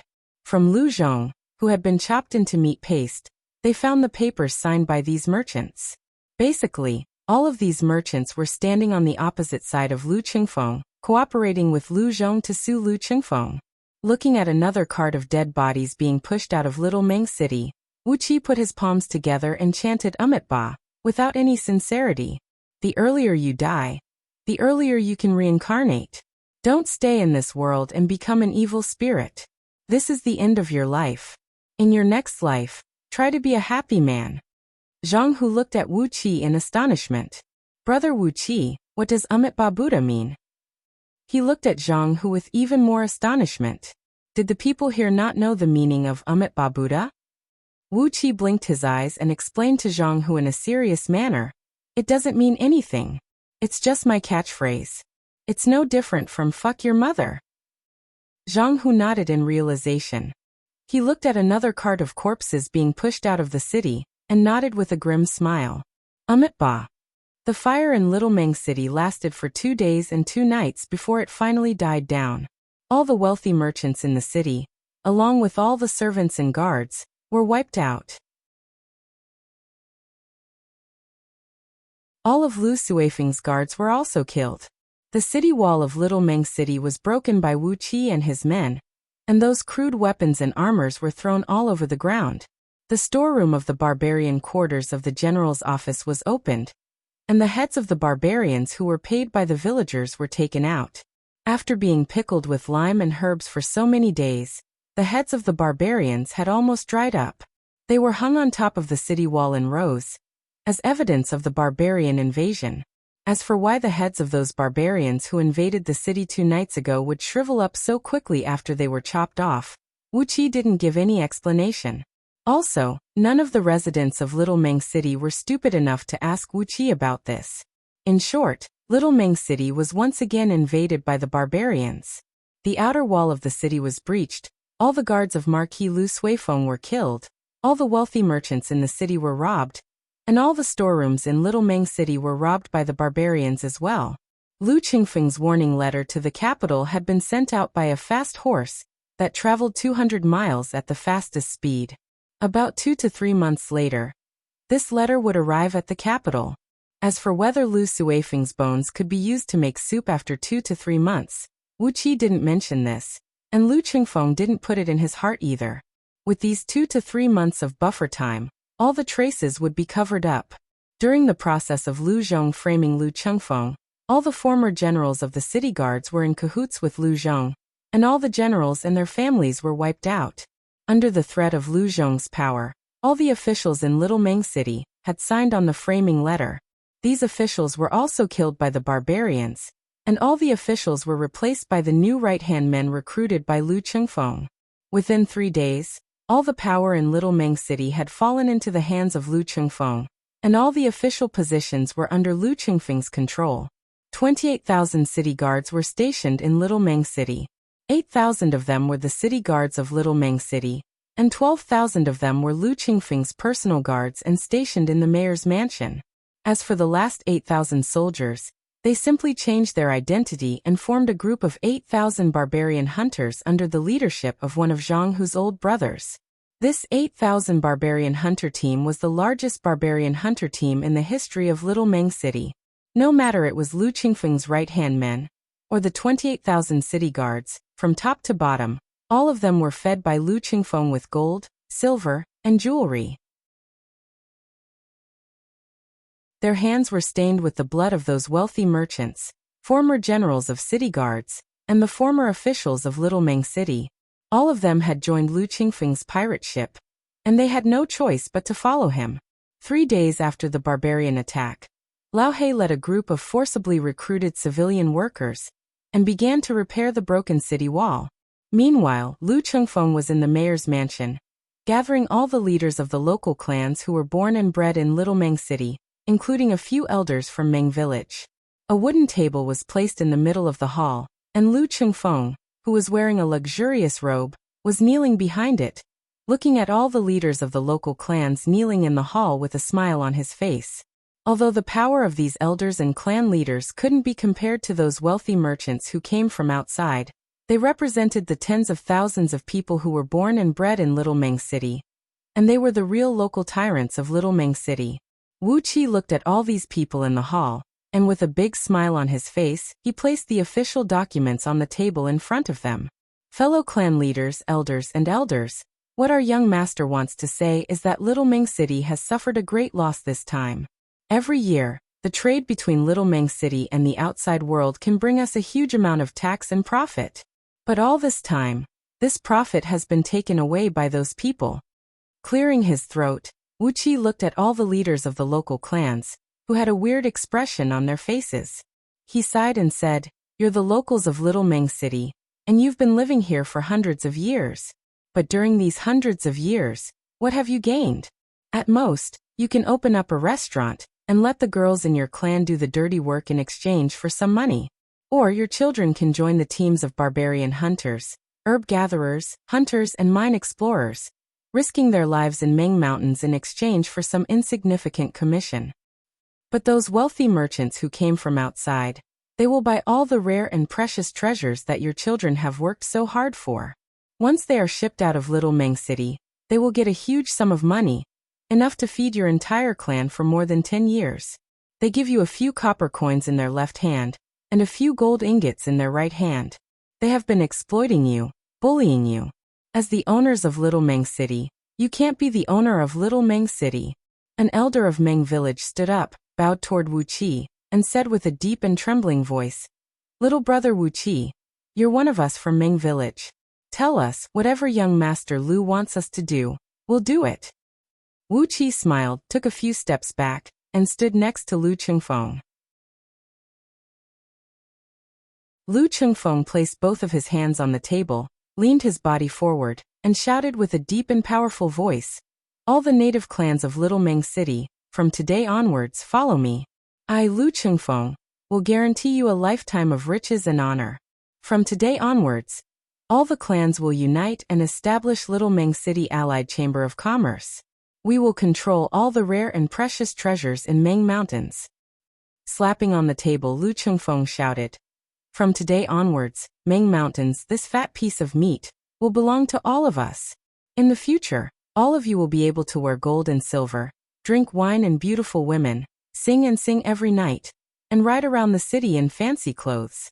This is what I, Lu Chengfeng, promise you.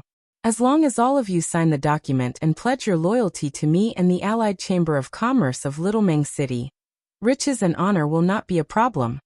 Right after Lu Chengfeng finished his words, Wuxia let out a few light coughs and said, As you all know, 2 days ago, the barbarians invaded Little Meng City and caused a great number of casualties in the city. Perhaps, in these 2 days, the barbarians will return. If anything happens to any of you, no one can guarantee your safety." This was a blatant threat. Everyone in the hall knew very well that if anyone refused to sign this document and pledge their loyalty to Lu Chengfeng, their entire clan would be wiped out immediately. In Little Meng City, over 20,000 fully armed, barbarian soldiers were waiting to set fire to the city. The few elders from Meng Village were the most straightforward. They stood up, bit their own thumbs, and stamped their own bloody fingerprints on the document. The oldest elder among them could still read a few words, and he awkwardly wrote his name on the document. With the example set by Meng Village, none of the leaders dared to disobey Lu Chengfeng. They all obediently stamped their bloody fingerprints and signed their names. Lu Chengfeng let out a loud laugh. He waved his hand and said, "Somebody serve the wine, let's celebrate with all the leaders, elders. Wuxia clapped his hands and laughed. "Great! From now on we're a family. Ladies and gentlemen, I, Wuxia, wish you a prosperous business, an abundant source of wealth, a flourishing family, and prosperity." Lu Qingfeng's trusted servant walked up to the table with a tray in her hand and served bowls of wine to everyone. Laughter filled the air, and the aroma of the wine filled the air. Everyone drank the wine in one gulp. After that, led by Wuxia, everyone smashed their wine bowls on the ground. This scene was like a gathering of the kings of the mountains, drinking blood and becoming sworn brothers. On the same night, under Wuqia's persuasion, Lu Ziyuan wept loudly and pledged his loyalty to Lu Qingfeng. He signed an official document, which, if leaked, would be enough to put Lu Ziyuan and his father to eternal damnation. With this official document in hand, the sixth young master of Lu family was firmly tied to Lu Qingfeng's chariot. Little Meng City had completely become the world of Wuqia and Lu Qingfeng.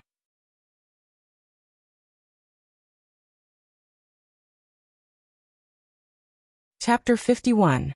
Everything under the heavens is for profit, and everything under the heavens is for profit. 2 months ago, Little Meng City was invaded by the barbarians, and the rich merchants were slaughtered, their blood flowing like a river, and their corpses piled up like a mountain.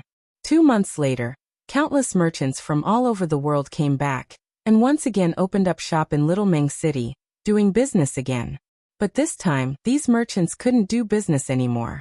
They could only buy all the rare and precious items from the merchants of Little Meng City, and make a profit from the price difference. Lu Qingfeng knew about the market price of these rare and precious items from all over the world. He allowed these merchants to keep double the profit, and all the rest of the profit went to Little Meng City. In these 2 months, the tax collected by Little Meng City was equivalent to the tax collected by Yi Yan and the other former mayor for 1.5 years. The treasury of Little Meng City was quickly replenished, and Lu Qingfeng began to ambitiously prepare to rebuild the walls of Little Meng City. He wanted to build a wall made of pure stone that was strong enough to defend against the barbarians' attack. Also, the new wall would spread out to cover a larger area, preparing for the future expansion of Little Meng City. With the endless rare and precious items from Meng Mountain as his backing, Lu Qingfeng had the intention to develop Little Meng City into a prosperous city, a city that could be considered as a big city even in the Lu Kingdom, and not this deformed and prosperous city that was regarded as a barbarian city by the people. On top of the city gate, 2 serving ladies were unfolding a 10 feet wide scroll. On the scroll, a brand new city plan was drawn with exquisite strokes. With a flushed face, Lu Qingfeng was standing in front of the scroll with his chest puffed out. He was pointing at the scroll, and was thinking about how grand the new Little Meng City would be in the future. Wuqia was chatting with Lu Qingfeng. He tilted his head and stared at the main road that led to the outside of the mountain, his brows knitted together. In these 2 months, Wuqia had gradually reached the limit of the respiration state, through absorbing the essence of the innate water serpent's elixir. According to his estimation, with the help of this serpent core and the 2,000 water elemental energy stones he stole from Little Meng City's treasury, any ordinary cultivator could easily break through the embryonic breath tier of Xiantian realm, and perhaps even form the Jin Dan. However, the cultivation technique of Scroll of Stealing was very mysterious and unique. In the realm of Xiantian, the Scroll of Stealing emphasized on accumulating one's cultivation base, as it would lay down the perfect foundation for future cultivation. Taking the Meridian cultivating tier as an example, ordinary Xiantian cultivators could only strengthen their meridians up to 9 times. However, according to the Scroll of Stealing, it was recommended to use innate water energy to strengthen the meridians up to 108 times. Judging from this, if he wanted to improve his innate water energy to the embryonic breath of innate realm, Wuqia would need at least 20 times more spiritual stones than he did now. But in Little Meng City, there was no way he could find so many water elemental energy stones. If he wanted to get a better cultivation condition, the most convenient way was to join a sect of cultivators in this world. After talking with Lu Qingfeng for the past 2 months, Wuqia had learned that there were sects of cultivators in this world, and all of them were extremely powerful. However, all the sects of cultivators relied on the Great Yin dynasty to survive, and the founders of all sects of cultivators were either the sons or followers of Emperor Yen Dan. For example, the background of Scouting Office was actually a very powerful sect of cultivators in the Great Yin dynasty, and its founder was the general of the Great Yin Dynasty, Jingke. Most of the other sects were the same, and the founders of these sects were closely related to the Great Yin Dynasty. The sects of cultivators were under the strict control of the Great Yin Dynasty, and the techniques of cultivation were never taught to anyone easily. If one wanted to become a disciple of a sect of cultivators, he or she must be a genius with great talent, or the son of a noble family of the Great Yin Dynasty. The noble family of the Great Yin Dynasty, not the noble family of the Lu Kingdom. Those marquises and aristocratic families of the Lu Kingdom were nothing in the eyes of the Great Yin Dynasty. Wuxia carried the mark of Lu Chengfeng on his body, so it was extremely difficult for him to become a disciple of a sect of cultivators of the Great Yin Dynasty. The Great Yin Dynasty would never allow the follower of the illegitimate son of a small aristocratic family of a vassal kingdom to become a disciple of a sect.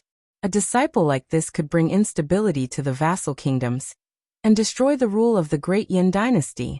Therefore, it was extremely difficult for Wuxia to join a sect of cultivators of the Great Yin Dynasty. What a headache! Wuxia knitted his brows. He stared at Lu Chengfeng, who was talking with confidence and composure, and felt puzzled. Why was he the illegitimate son of Lady Rong? If he was the illegitimate son of Yin Dan, how great would that be? Wouldn't he be able to join a sect of cultivators with ease? Sighing, Wuxia shook his head and decided to take his time to make a decision. For the time being, there was no need to rush. Throwing away the complicated thoughts in his mind, Wuxia focused his mind and prepared to listen to Lu Qingfeng's design of the new city. Just when he was about to retract his gaze and look at the scroll, he suddenly saw a cloud of sharp smoke rising up into the sky from the main road in the distance. It seemed like a large army was approaching. With a leap, Wuxia leaped up to the top of the city gate, raised his head and looked in that direction. He saw a blood-red torrent rushing towards him. Hastily, Wuxia let out a sharp whistle and shouted, "Close all the city gates. All crossbowmen and archers, stand guard on the top of the city wall." Lu Chengfeng had also heard the rapid clatter of hooves coming from afar. Hastily, he sent away the two serving ladies, leaped up to the top of the city gate, and looked into the distance. He squinted his eyes and looked into the distance, then he sneered and said, "Look at the color of their armor, they are Lord Puyang's men." A large group of city guards rushed up to the top of the city wall with their bows and crossbows, lining up in a straight line. Behind the archers, there was a dense group of soldiers holding heavy swords and shields. After 2 months of cruel training, the soldiers of the city guard army had gained some power and influence. Meng Xiaobai and a group of men from Meng village had also rushed up to the top of the city wall. These men from Meng village were holding 2-inch thick iron shields in their hands, and they were carrying huge axes on their shoulders. They were wearing thick and heavy armor made of pure steel, and they looked like a group of moving steel puppets, giving off an intimidating aura. Wuxia looked at Meng Xiaobai with a pleased expression. This little guy is really good. 2 months ago, he was the one who had instigated the city guards to fight with Lu Zhong. After that, he was imprisoned and tortured by Lu Zhong, but he didn't even beg for mercy. No matter how many times they tortured him, he didn't even let out a groan. This little guy can be used. Wuxia was afraid that he would do something reckless again, so he quickly shouted, "Xiaobai, follow young master. You're not even an adult yet. Why are you following the adults?" Meng Xiaobai retorted unwillingly, but the men from Meng village burst into laughter and chased him back, forcing him to follow behind Lu Chengfeng. Meng Xiaobai kept mumbling to himself, then walked angrily to the entrance of the city gate. He stared at the group in the distance, not even bothering to look at Wuxia. "Little guy, you've learned how to be angry?" Wuxia laughed out loud. The sound of hoofbeats was loud and clear like thunder. In just a quarter of an hour, more than 6,000 blood-armored cavalrymen had arrived. These cavalrymen were all wearing red armors and riding on 2 horses. Their armors and robes were covered with dust. Obviously, they didn't rest during their journey to Little Meng City. These valiant cavalrymen formed a neat formation outside of the city wall. A murderous aura rose from the ground. These cavalrymen stared at the city guards on top of the city wall, not saying a word, just like a group of stone pillars. Wuxia took a few steps forward and stood behind one of the battlements. He poked his head out and shouted, "Who are you?" After 10 minutes of silence, a skinny 6 feet tall, red-armored cavalryman slowly rode forward a few hundred feet. This cavalryman rolled his eyes and stared at Wuqi fiercely. He shouted, "Luo Kadi, the commander of Lord Puyang's personal guards, here to escort Marquis back." It was Lord Puyang's men. They were here to retrieve Lu Suifeng's body. Wuqi suddenly regretted that he didn't send Lu Suifeng's body back to Lord Puyang's mansion earlier. This way, Lord Puyang wouldn't have to find an excuse to send so many men to Little Meng City. Over 6,000 red-armored cavalrymen. All of them were elites. Lord Puyang obviously didn't have good intentions. But what was he going to do? Was he going to kill Wuqi and Lu Qingfeng to avenge his son? Wuqi thought for a while, then he shook his head and said, "The city is too small, General Luo, please set up camp outside of the city." An elegant man, wearing a red leather armor and holding a feather fan, rode forward. He stared at Wuqi and shouted, "We're here to escort Marquis back. Once we've sent Marquis's body, we'll return immediately and won't disturb you again." Wuqi stared at the scholar and shouted, "Who are you?" The scholar answered with a loud voice, "I'm Lord Puyang's follower, Ma Liang." Lu Qingfeng came next to Wuqi. He stared at the two men below the city wall, laughed and said, "I've heard that Lord Puyang has General Luo Kadi, who is able to take the head of a general in an army of 10,000, and Mr. Ma Liang, who is able to kill without leaving a trace. I've heard about you for a long time." Ma Liang smiled, casually cupped his fist toward the city wall, and didn't say anything. Luo Kadi shouted with a stern voice, "Stop talking nonsense. Hand over Marquis's body and we'll return immediately." Over 6,000 red-armored cavalrymen responded together. Then Chichi raised his head and shouted, "Marquis! Marquis! Marquis!" Each of these red-armored cavalrymen had a strong cultivation level. Over 6,000 of them shouted at the same time, shaking the city wall of Little Meng City. "This doesn't look good." Lu Qingfeng frowned. "Why do I have a feeling that once we open the city gate and hand over Lu Suifeng's body, they will immediately attack Little Meng City and slaughter everyone in the city?" Wuqi looked at Luo Kadi and Ma Liang with a smile on his face, and said with a low voice, "Could it be that we've done too many bad things?" Lu Qingfeng gazed at him unhappily and said, "Lu Suifeng was poisoned to death by a poisonous bug. It has nothing to do with us." Wuqi remained silent for a while. Then he moved closer to Lu Qingfeng and whispered into his ear, "But it was me who shot those poisonous bugs into his ear." Wuqi was laughing secretly, while Lu Qingfeng's eyes turned white, and he couldn't say anything for a long time. Suddenly, he had a feeling that over 6,000 red-armored cavalrymen were preparing to attack the city for revenge. Both of them looked at each other, and after a while Lu Qingfeng shouted, "General Meng, please bring 100 men with you and Mr. Ma Liang into the city to welcome Marquis back." Luo Kadi raised his head up and stared at Wuqi and Lu Qingfeng for a while, then he waved his hand. From the army behind, 100 cavalrymen sprinted out.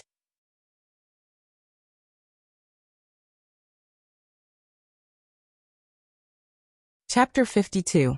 Muffled clops could be heard as Luo Kadi and Ma Liang led 100 blood-armored cavalrymen into Little Meng City. Lu Qingfeng's face darkened when he saw the mounts of Luo Kadi and his men. These mounts looked like a combination of a big dog and a horse. Their pectoral muscles and hind legs were well developed, and their forelimbs were long and powerful. It was obvious that they had a terrifying explosive force. These mounts had horns on their heads, scales on their skin, sharp claws on their toes, and sharp fangs that looked like daggers in their mouths. Crocatas. These are the unique mounts of the 1st Heavenly Battalion of the Lu Kingdom's Yulin Army. The combat strength of each Crocatas is comparable to a warrior with an inner force of 30 years. Lu Qingfeng lowered his voice and said, "Lord Puyang is just a relative of the Lu Kingdom. How can he mobilize the Yulin Army?" Relative. Where does this relative come from? When Wuqi heard the words Yulin Army, he knew he was in deep trouble. Lord Puyang's wife is Princess Yingchuan of the Lu Kingdom, the youngest daughter of the current king. Lu Qingfeng quickly reacted and said, "Lord Puyang's youngest sister is married to Lord Baishua, Lu Buhuan." Lord Baishua is the younger brother of the current king, and he is in charge of the Lu Kingdom's personal guards.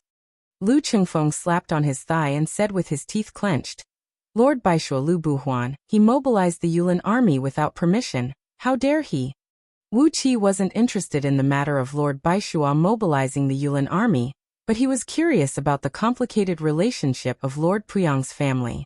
Lord Puyang married the youngest daughter of the king of the Lu Kingdom, and his sister was married to his wife's uncle. So if his son was called Lord Baishua, what should Lu Buhuan call him? Complicated, it was indeed complicated. The marriage between the rich and powerful families was really messy, bringing with them a strong pressure. Luo Kadi and his group of 102 cavalrymen entered Little Meng City. The city gate was quickly shut. In the small tower of the city gate, under the guidance of Wu Qi, a few ballistae, which were privately crafted by the craftsmen of Little Meng City over the past few months, were being loaded. Pure steel bolts, the size of a spear, were locked onto Luo Kadi and his men. Wu Qi and Lu Chengfeng quickly came down from the wall.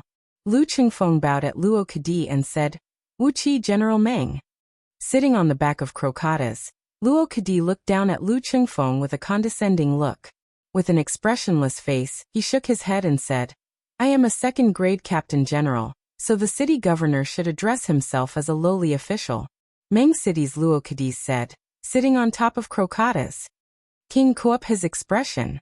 His Wu and his said saying I Wu King Chengfeng you. Chen Chengfeng, Chen King General General, Chen General Acting Chen Deputy General, Mayor Acting Luo. Lu Chengfeng's face turned cold, and he bowed at Lu Chengfeng again saying, You flatter me. Luo Kadi picked up the horsewhip and gave Lu Chengfeng's shoulder a hard poke, sneered and said, Well said, well said. Luo Kadi picked up his horsewhip and poked it on Lu Chengfeng's shoulder. Where is our marquis? Bring me to see him. Also, where are those bastards Lu Zhong and the rest of them? The pure steel whip poked Lu Chengfeng's shoulder. He took a step back and said with a deep voice, Please follow me. I have been keeping the marquis's body. As for Lu Zhong and his personal guards, they were all killed when the barbarians invaded the city. Ma Liang suddenly asked, All the personal guards of our marquis were killed? Wu Qi took a step forward and answered in a serious tone, Yes. When the barbarians invaded the city, Lu Zhong and his personal guards said they wanted to avenge the marquis. They risked their lives and charged into the barbarian army. In the end, they were all killed by the barbarians. Ma Liang snapped, Not a single one of them is alive? Wu Qi breathed out a long sigh and said, All the subordinates of the marquis are loyal men. When they saw the marquis was killed, they were all prepared to die. None of them are alive. Ma Liang suddenly laughed and said, I see. They did die a worthy death. It was just that he didn't expect that old dog Lu Zhong to be so hot-blooded. I thought that old dog Lu Zhong would only care about his own life, and wouldn't have the courage to sacrifice himself for his master. Wu Qi laughed as well. He looked at Ma Liang and said, That's why I said, you can't judge a book by its cover, and you can't judge a man by his usual impression. Old Mr. Lu Zhong sacrificed his life for justice, and that's what we should learn from him. Lord Puyang is indeed a wise man. All his subordinates are loyal and brave. That's what they call a family of heroes. Luo Kadi's mouth twitched, and he almost whipped Wu Qi to death. Ma Liang's grip tightened as well. He wished he could break Wu Qi's skull with his whip. Lu Chengfeng reached his right hand to his back and pinched his own waist. Only then did he stop himself from laughing crazily in his mind. A family of heroes? That was a nice word to use. Speechless, the group of men arrived at the mayor's mansion in silence. Along the way, Luo Kadi's eagle-like eyes were quickly glancing over the streets and alleys of Little Meng City. He glanced over those new tall arrow towers that were built in between the streets, and those permanent barricades that were erected in between the streets. Since the incident of barbarians breaching the city 2 months ago, Wu Qi had led the soldiers of city guards to build these fortifications in Little Meng City. Basically, they had reached the standard of 200 feet tall arrow towers, 1,000 feet tall barricades, and every house had a bridge, and every house had a secret passage. Luo Kadi's face darkened. He did a quick calculation in his mind. With all these arrow towers and barricades in front of him, if they used cavalry to attack the city, even if they managed to break into the city, they would still suffer a great loss. Ma Liang's eyes flickered. He looked at those arrow towers and barricades from top to bottom, his brows knitted tightly. When they arrived at the entrance of the mayor's mansion, Ma Liang suddenly asked, "I heard those barbarians had robbed and killed all the wealthy merchants in the city. Now all the specialty businesses in Little Meng City are taken over by the locals?" Wu Qi didn't say anything, he just nodded his head at Ma Liang and said, "Mister, you are indeed well informed." Ma Liang's brows knitted even tighter. What he said just now was like a heavy punch, but Wu Qi's answer was as light as a feather, as if it was just a piece of cotton. It gave him a feeling that he had missed his target, and it made him feel very uncomfortable and strenuous. The main entrance of the mayor's mansion opened up, and the group entered the mansion. Lu Suifeng's coffin was resting in the ruins of Yi Yan's former mayor's mansion. Because of the big fire that day, the entire mayor's mansion was burned to the ground. Therefore, Wu Qi simply asked someone to build a huge mourning shed on top of it, and place countless green pines and cypresses on top of it. A large amount of fresh flowers, incense, and candles were placed around Lu Suifeng's coffin, surrounded by the fresh flowers and green branches. Then, a group of men and women were hired to act as the filial sons and grandsons, crying in front of the coffin. The atmosphere was very sad and solemn. Looking at the huge mourning shed in front of them, and the huge coffin that was made from a whole piece of golden leaf sandalwood, Luo Kadi and Ma Liang were speechless.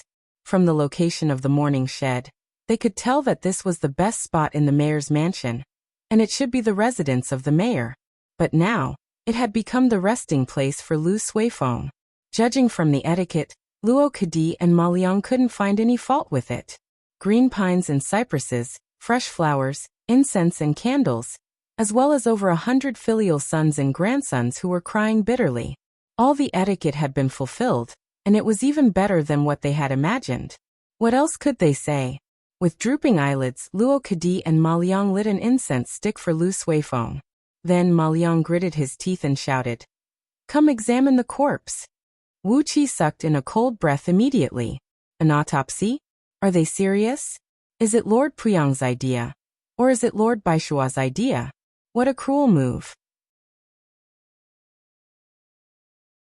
5 short and shriveled old men walked out from among the 100 knights. Their bodies were emitting a gloomy aura, and they carried a faint smell of corpses. They walked unsteadily, and didn't have any internal energy. However, their eyes were bright, and when they looked at people, it was as if they were looking at corpses. They walked to the coffin, pushed open the heavy lid, and carried Lu Suifeng's body out of the coffin. Lu Suifeng's body was wrapped in a thick layer of silk, and it was covered with antiseptic powder and medicine. These 5 old men quickly tore apart all the silk with a small knife, revealing Lu Suifeng's blackened body. He died of a deadly poison. The wound is on his ear. There are no internal injuries, and his internal organs are intact. External injuries, and his lower body is injured. Apart from that, there are no other injuries. The 5 old men dismembered Lu Suifeng's body with 5 small knives, and dug out his internal organs, including his brain, one by one. Then they used all kinds of strange tools to examine them.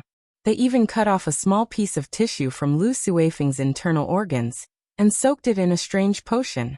Through the changes in the color of the potion, they tested what kind of poison Lu Suifeng was poisoned with, and how many kinds of poisons he was poisoned with. When Lu Qingfeng saw the scene of Lu Suifeng being dismembered, he immediately turned around. Wu Qi curiously stood beside the 5 old men, admiring their swift movements, and from time to time he would ask them about the tools and potions they used. It was nothing more than a forensic doctor performing an autopsy. What was there to be surprised about? After tossing and turning Lu Suifeng's body for almost an hour, the 5 old men wiped the sweat off their foreheads and stood up. "General Luo, Mr. Ma, the Marquis was indeed poisoned to death by a poisonous bug that crawled into his ear. But the wound on his lower body is a little strange." The 5 old men stood in a straight line in front of Luo Kadi, and bowed deeply to him. Luo Kadi walked to Lu Suifeng's side. He stared at Lu Suifeng's broken body for a long time. Then he clenched his teeth and said, The Marquis said that we must thoroughly investigate the death of the Marquis. Whoever dares to go against us, the Duke of Puyang Mansion, should be prepared to die. Turning around, Luo Kadi shouted, "Where is Lu Ziyuan? Didn't he go into the forest with you? Where is Lu Ziyuan?" Stamping his feet, Luo Kadi roared angrily. The Marquis was protected by 2 embryonic breath stage Xiantian cultivators. How could he die? And how did you come out alive? Get Lu Ziyuan out here. I want to confront him. Lu Chengfeng let out a light cough, and Zhang Hu had already brought Lu Ziyuan, whose face had turned pale. Just as they arrived in front of the shed, Lu Ziyuan knelt down in front of Lu Suifeng's body and started howling. "Marquis Lu, you died a horrible death. After you died, your body was dismembered by 5 horses, and you died without a whole body."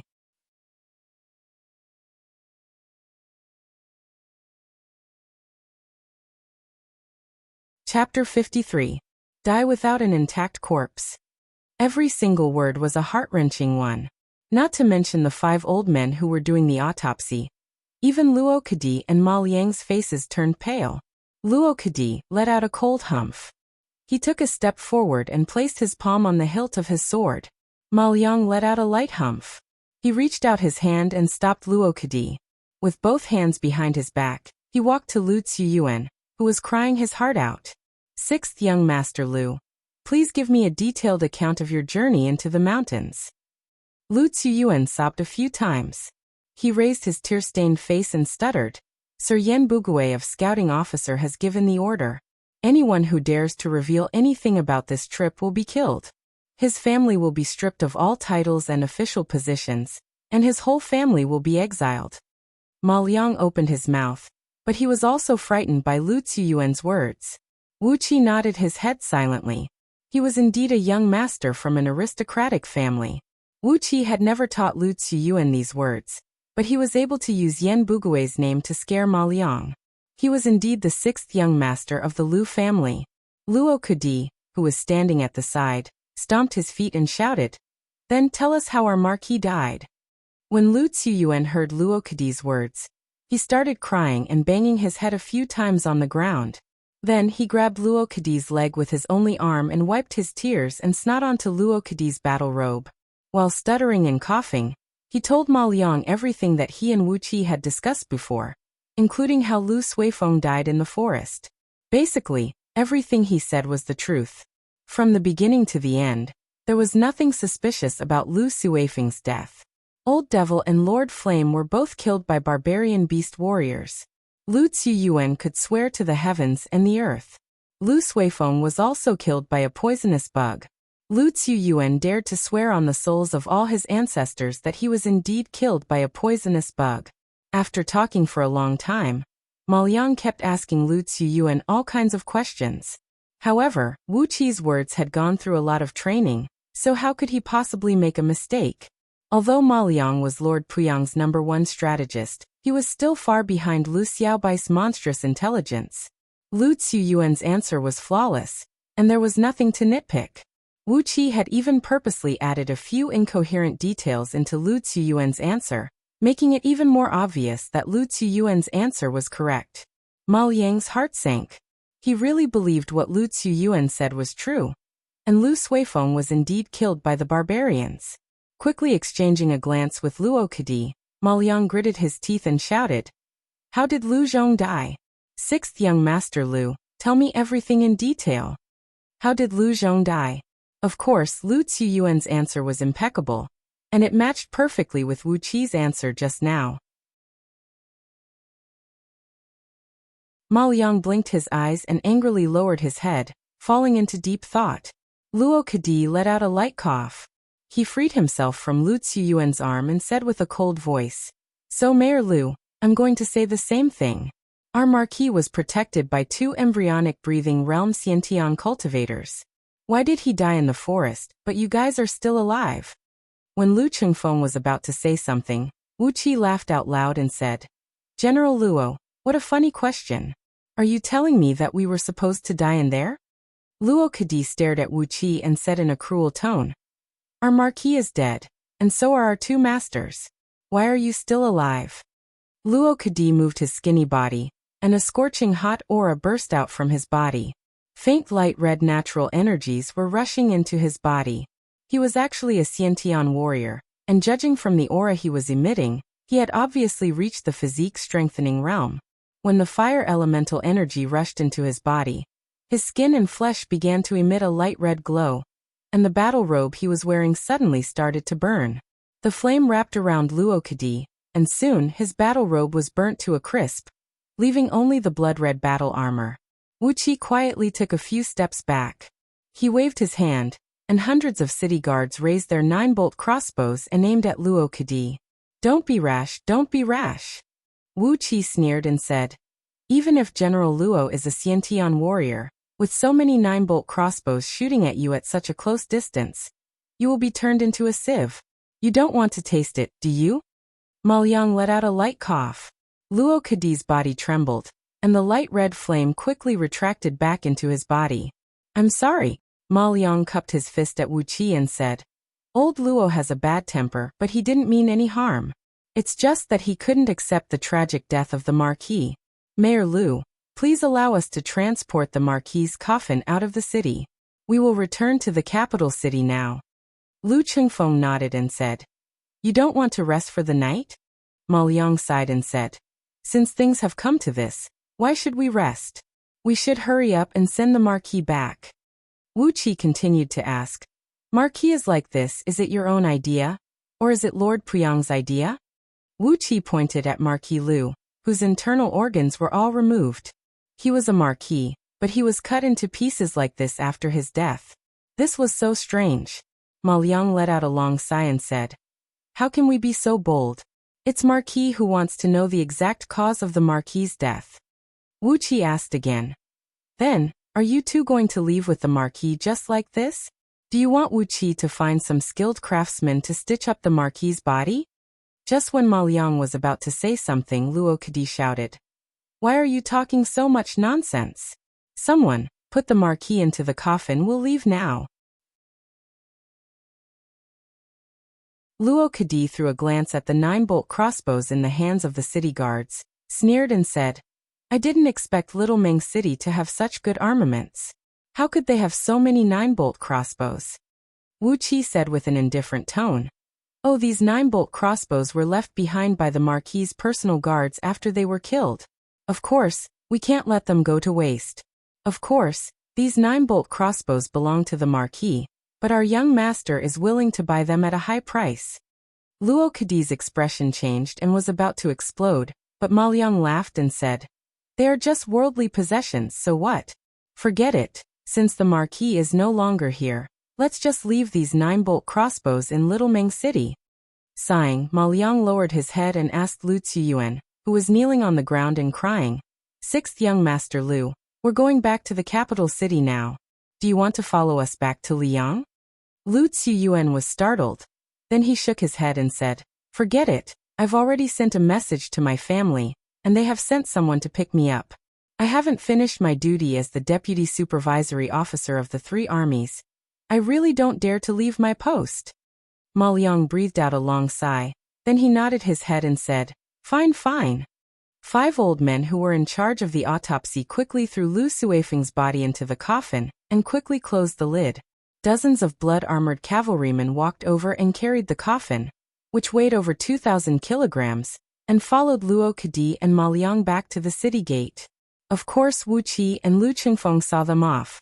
Lu Ziyuan was also crying and shouting Lu Suifeng's name, following behind them. Just when they were walking out of the mayor's mansion, Wuxia suddenly asked, "But it's really strange, Marquis Lu should have had an assassin who grew up with him, protecting him. Why didn't he do anything this time?" Luo Kadi and Ma Liang's facial muscles twitched, while Lu Ziyuan explained while sobbing, "When we were on our way to Little Meng City, we had a bet with a few young masters from the Yen family in T-City. His personal assassin was killed in the battle, and the other 2 assassins were severely injured. They were sent back to the capital city to rest." Ma Liang shook his head and sighed. The 2 assassins beside Marquis Lu, if they attacked with all their might, they would have the cultivation level of respiration stage. If they were still here, Marquis Lu wouldn't have died in the woods. This is fate. If not for the confidence that the two masters could protect Marquis Lu, how could they let Marquis Lu take up the position without any personal guards? Really? Wuxia turned his head and gave the surroundings a glance. After that, he unleashed his spiritual sense, covering an area of over 100 feet in circumference. He felt something was not right, but he couldn't find out what exactly was wrong. Luo Kadi kept a straight face and didn't say a word, while Ma Liang was walking slowly with a sad expression on his face, chatting with Wuxia from time to time. Gradually, Wuxia found out that Prince Puyang and Princess Yingchuan loved Lu Suifeng the most. Although Prince Puyang had a few children, Lu Suifeng was the biological son of Princess Yingchuan, the grandson of the current monarch of the Lu Kingdom. Therefore, his status was different from the other children. At such a young age, Lu Suifeng was conferred the title of Marquis. It showed how much the monarch of the Lu Kingdom loved Lu Suifeng, and how much Princess Yingchuan loved Lu Suifeng. If not because of Princess Yingchuan's love for Lu Suifeng, who insisted on begging her father, how could a young man like him be conferred the title of Marquis? While chatting, Wuxia and Lu Qingfeng sent Luo Kadi, Ma Liang and the rest of the men out of Little Meng City. With an expressionless face, Luo Kadi brought his warriors and walked back to the main group, ignoring Wuxia and Lu Qingfeng. On the other side, Ma Liang politely and humbly bid farewell to Wuxia and Lu Qingfeng. Then with a bitter smile he said, "Princess Yingchuan really loves the Marquis too much."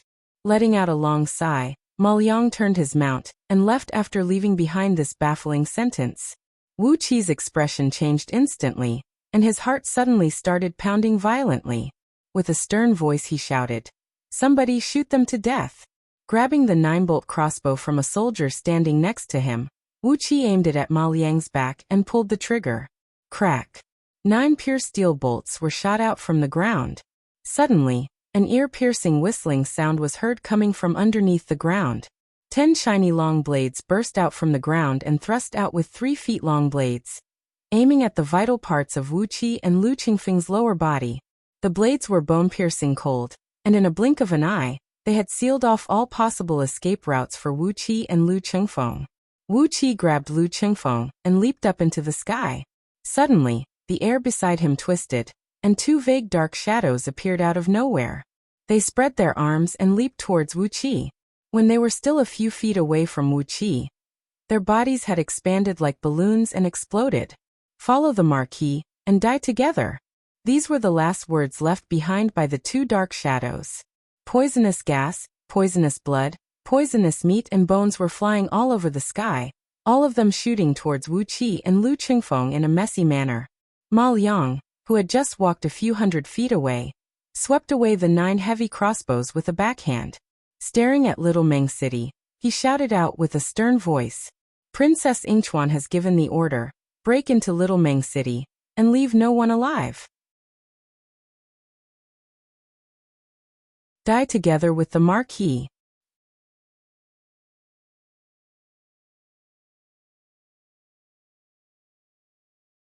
Chapter 54. In the Liangqiu prefecture of the Lu Kingdom, Liang City. In the northern part of the city, where the Li River and the Liangqiu Mountain converged, the 5 miles wide Li River had changed from its previous 3,000 miles of turbulent flow to a gentle and elegant state, even carrying a hint of shyness and tenderness of a young girl. The Li River, which had slowed down, had formed a lake with a circumference of 30 miles. Between the mountains and the mountains was an exceptionally fertile land. A castle that was 3 times larger than the city of Liang stood on this piece of land. The city wall of Liang City was 50 feet tall and 35 feet wide, and was entirely built with bluestone strips. The city wall of the castle was 70 feet tall and 45 feet wide, and was built with granite that measured about 10 feet in both width and length.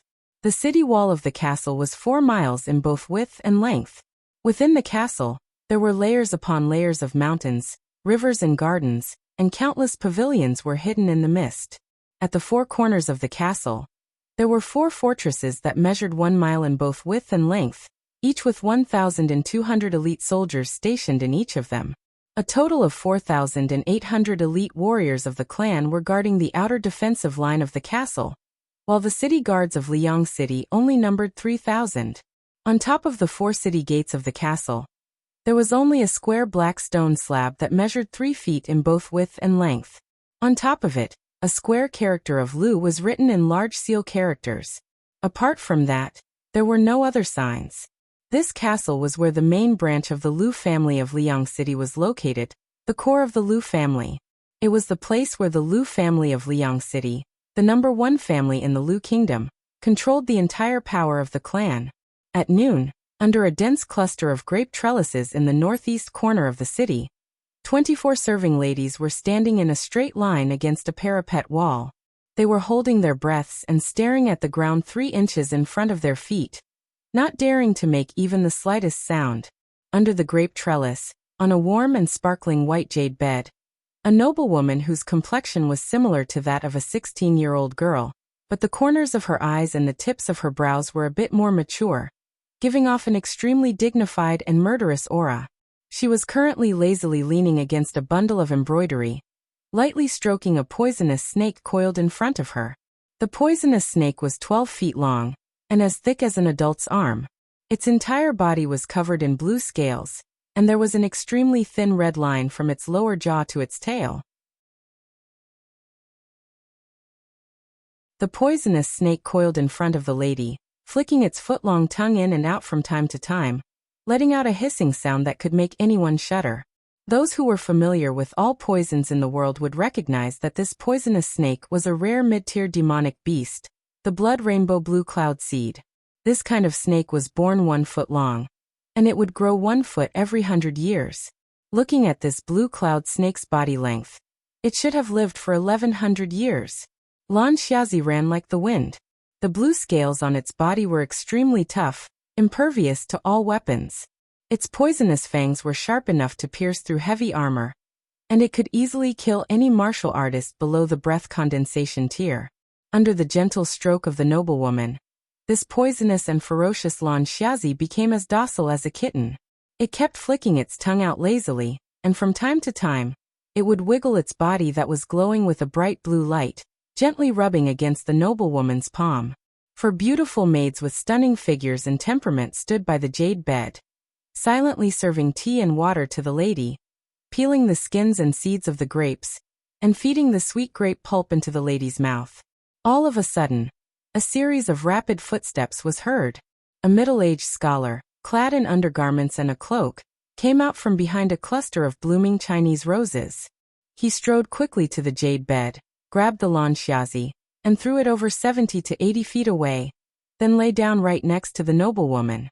His right arm wrapped around the noblewoman's waist, and he massaged her waist and buttocks a few times. The 4 serving ladies bowed deeply and respectfully, then called out softly, "Clan leader." Lu Wenrua, the current clan leader of Lu clan, the husband of Lady Ranyang, and the nominal father of Lu Qingfeng, reached out his hand and patted the chest of one of the serving ladies, then said coolly, "All right, don't be so courteous. Since when have you few little demons ever treated me as the clan leader?" The 4 serving ladies giggled, their cheeks blushing red as they stared at Lu Wenrua with tender eyes. The noblewoman lying on the jade bed, who was also Lu Qingfeng's mother, Lady Ranyang, frowned and scolded impatiently, "A bunch of foxes! Get the hell away from me! Lan air!" Following Lady Ronyang's shout, the poisonous Lan Xiaozi, which was thrown far away, sprung back with its mouth wide open, ready to pounce on the 4 serving ladies. The faces of the serving ladies instantly turned pale, and they quickly backed off. The Lan Xiaozi proudly straightened half of its body, then began to walk around the jade bed. Lu Wenrua chuckled, then reached out his hand to untie Lady Ronyang's belt. At the same time, he threw his cloak on the ground. Impatiently, he leaped onto Lady Ronyang's body, hugged her and kissed her fiercely. "My dear wife, why are you still so jealous? Didn't you agree to let me take these girls into my room?" Hee. Grabbing Lu Wenrua's ear, Lady Ranyang narrowed her eyes and sneered. "Why are you in such a hurry? Did something good happen to you?" While undressing Lady Ranyang, Lu Wenrua said proudly, "The positions of Liang County, Wenshan County, and Liao County have been taken by a few of my brothers. There are 47 counties in the Lu Kingdom, and currently, there are 12 county governors in the Lu clan. Isn't this enough for you to reward your husband? Lady Ranyang grabbed Lu Wenruo's ear and twisted it, then sneered and said, If you want to touch me, you have to make it clear first. Why did the positions of the county governors fall into the hands of your Lu clan so quickly? What did you use to exchange for it? Impatiently kissing Lady Ronyang's pretty face, Lu Wenruo laughed and said, What do you mean by Lu clan? Madam, it is Lu clan. Now that you are the wife of the Lu clan, aren't you in charge of all the affairs in the clan? Hee hee, do you really need to know what I used to exchange for it? Blinking his eyes quickly, Lu Wenruo didn't say anything for a long time. Lady Ranyang let go of Lu Wenruo's ear, then gently patted his cheek. Chengfen, no matter what, is a piece of flesh that fell from my body. All these years, you know how Chu Hai and the others have treated Chengfen. Chengfen was almost killed a few times, and I don't think I need to tell you who the mastermind was. Letting out a soft sigh, Lady Ranyang straightened her upper body and pushed Lu Wenruo aside. Since you used Chengfen's life to exchange for the positions of the county governors of 3 counties, then. After a moment of silence, Lady Ranyang breathed out a long sigh and said, After all, he is my son, the position of the county governor of 3 counties. Using my son's life in exchange for such a great benefit for the Lu clan. How should I, as his mother, feel? Raising her brows, Lady Ranyang said with an indifferent tone, Without my permission, no one can touch even a single hair of Chengfen's. Not even Princess Yingchuan, that slut who can sleep with any man, can do it. She promised you the land of 3 counties, but I didn't agree to give her my son's life. Lu Wenruo narrowed his eyes and stared at Lady Ranyang, then said with an indifferent tone, Yingchuan has mobilized the 1st Heaven Troop of the Yulin Army. Lady Ranyang twitched her lips disdainfully and said, It's just 6,000 crocatas. If I want to, I can destroy them with a flick of my finger. Lu Wenruo knitted his brows, snorted coldly and said, All the fishing, salt, and iron in 3 counties will belong to Marquis Yuanyang's mansion. Marquis Yuanyang's mansion will own 50% of the gold and iron mines in 3 counties. Marquis Yuanyang's mansion will own 10% of the energy stone mines in 3 counties. Are you satisfied with this, my lady? Lady Ranyang raised one finger, smiled mischievously like a teenage girl and said, The general of the 3 counties must be someone who has worked in Marquis Yuanyang's mansion for a long time. All the military funds and assets will be given to the general. Lu Wenruo nodded his head helplessly and said, As you wish, as you wish. You and I are husband and wife. Why are you being so calculative? Lady Ranyang smiled charmingly, reached out her hand and hooked Lu Wenruo's chin, then slid her palm into his clothes. This is what a good husband should be like. Husband and wife should be husband and wife, but the matters between 2 families should be kept between 2 families. We can't mix them together. Suddenly, 2 drops of tears rolled down from Lady Ronyang's eyes. She said with a low voice, Poor Chengfen, it has been hard for him all these years. Lu Wenruo's emotions were stirred. He pushed Lady Ranyang down onto the jade bed, and was about to thrust his spear into her body.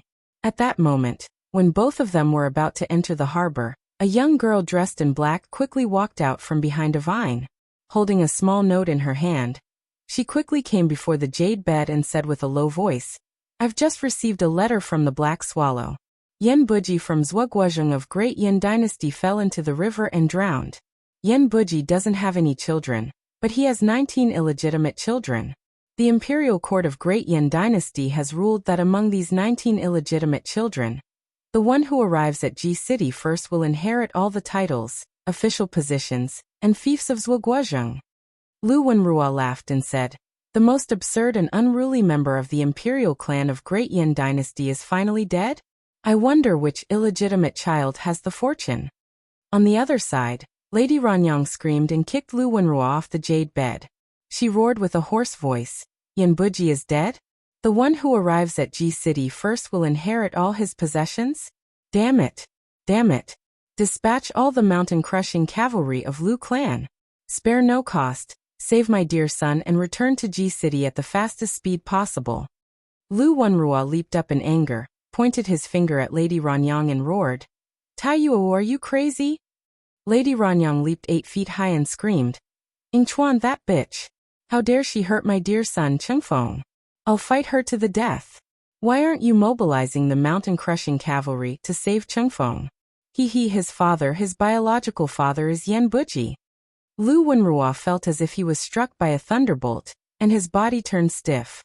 Yan Buji was the direct descendant of Yan Dan, the founding emperor of Great Yan Dynasty. He was conferred the title of duke, and held the position of Zhuguozheng. He was responsible for supervising the affairs of 37 vassal kingdoms west of Great Yan Dynasty, and could adjudicate all the disputes between all 37 vassal kingdoms west of Great Yan Dynasty. He was also in charge of 2 counties of Great Yan Dynasty, and ruled over 10 million people. Lu Chengfeng was the son of Lady Ranyang who had an affair with Yan Buji? Didn't that mean he had the right to fight for the rich inheritance left behind by Yan Buji? Lu Wenrua suddenly leaped up 80 feet high and roared furiously. Dispatch all the mountain-crushing cavalry and head to Little Meng City at the fastest speed possible. Whoever dares to hurt a single hair of my son, I'll wipe out his entire family. Even if it's that bitch Ingchuan, Lu Wenrua will rebel. 8,000 mountain-crushing cavalry, the private army of Lu clan of Liang, were dispatched. Under the command of Marquis Yuanyang, the blood-draining army, which consisted of 3 armies of heaven, earth, and human, consisting of 18,000 soldiers, followed closely behind the mountain-crushing cavalry and headed to Little Meng City.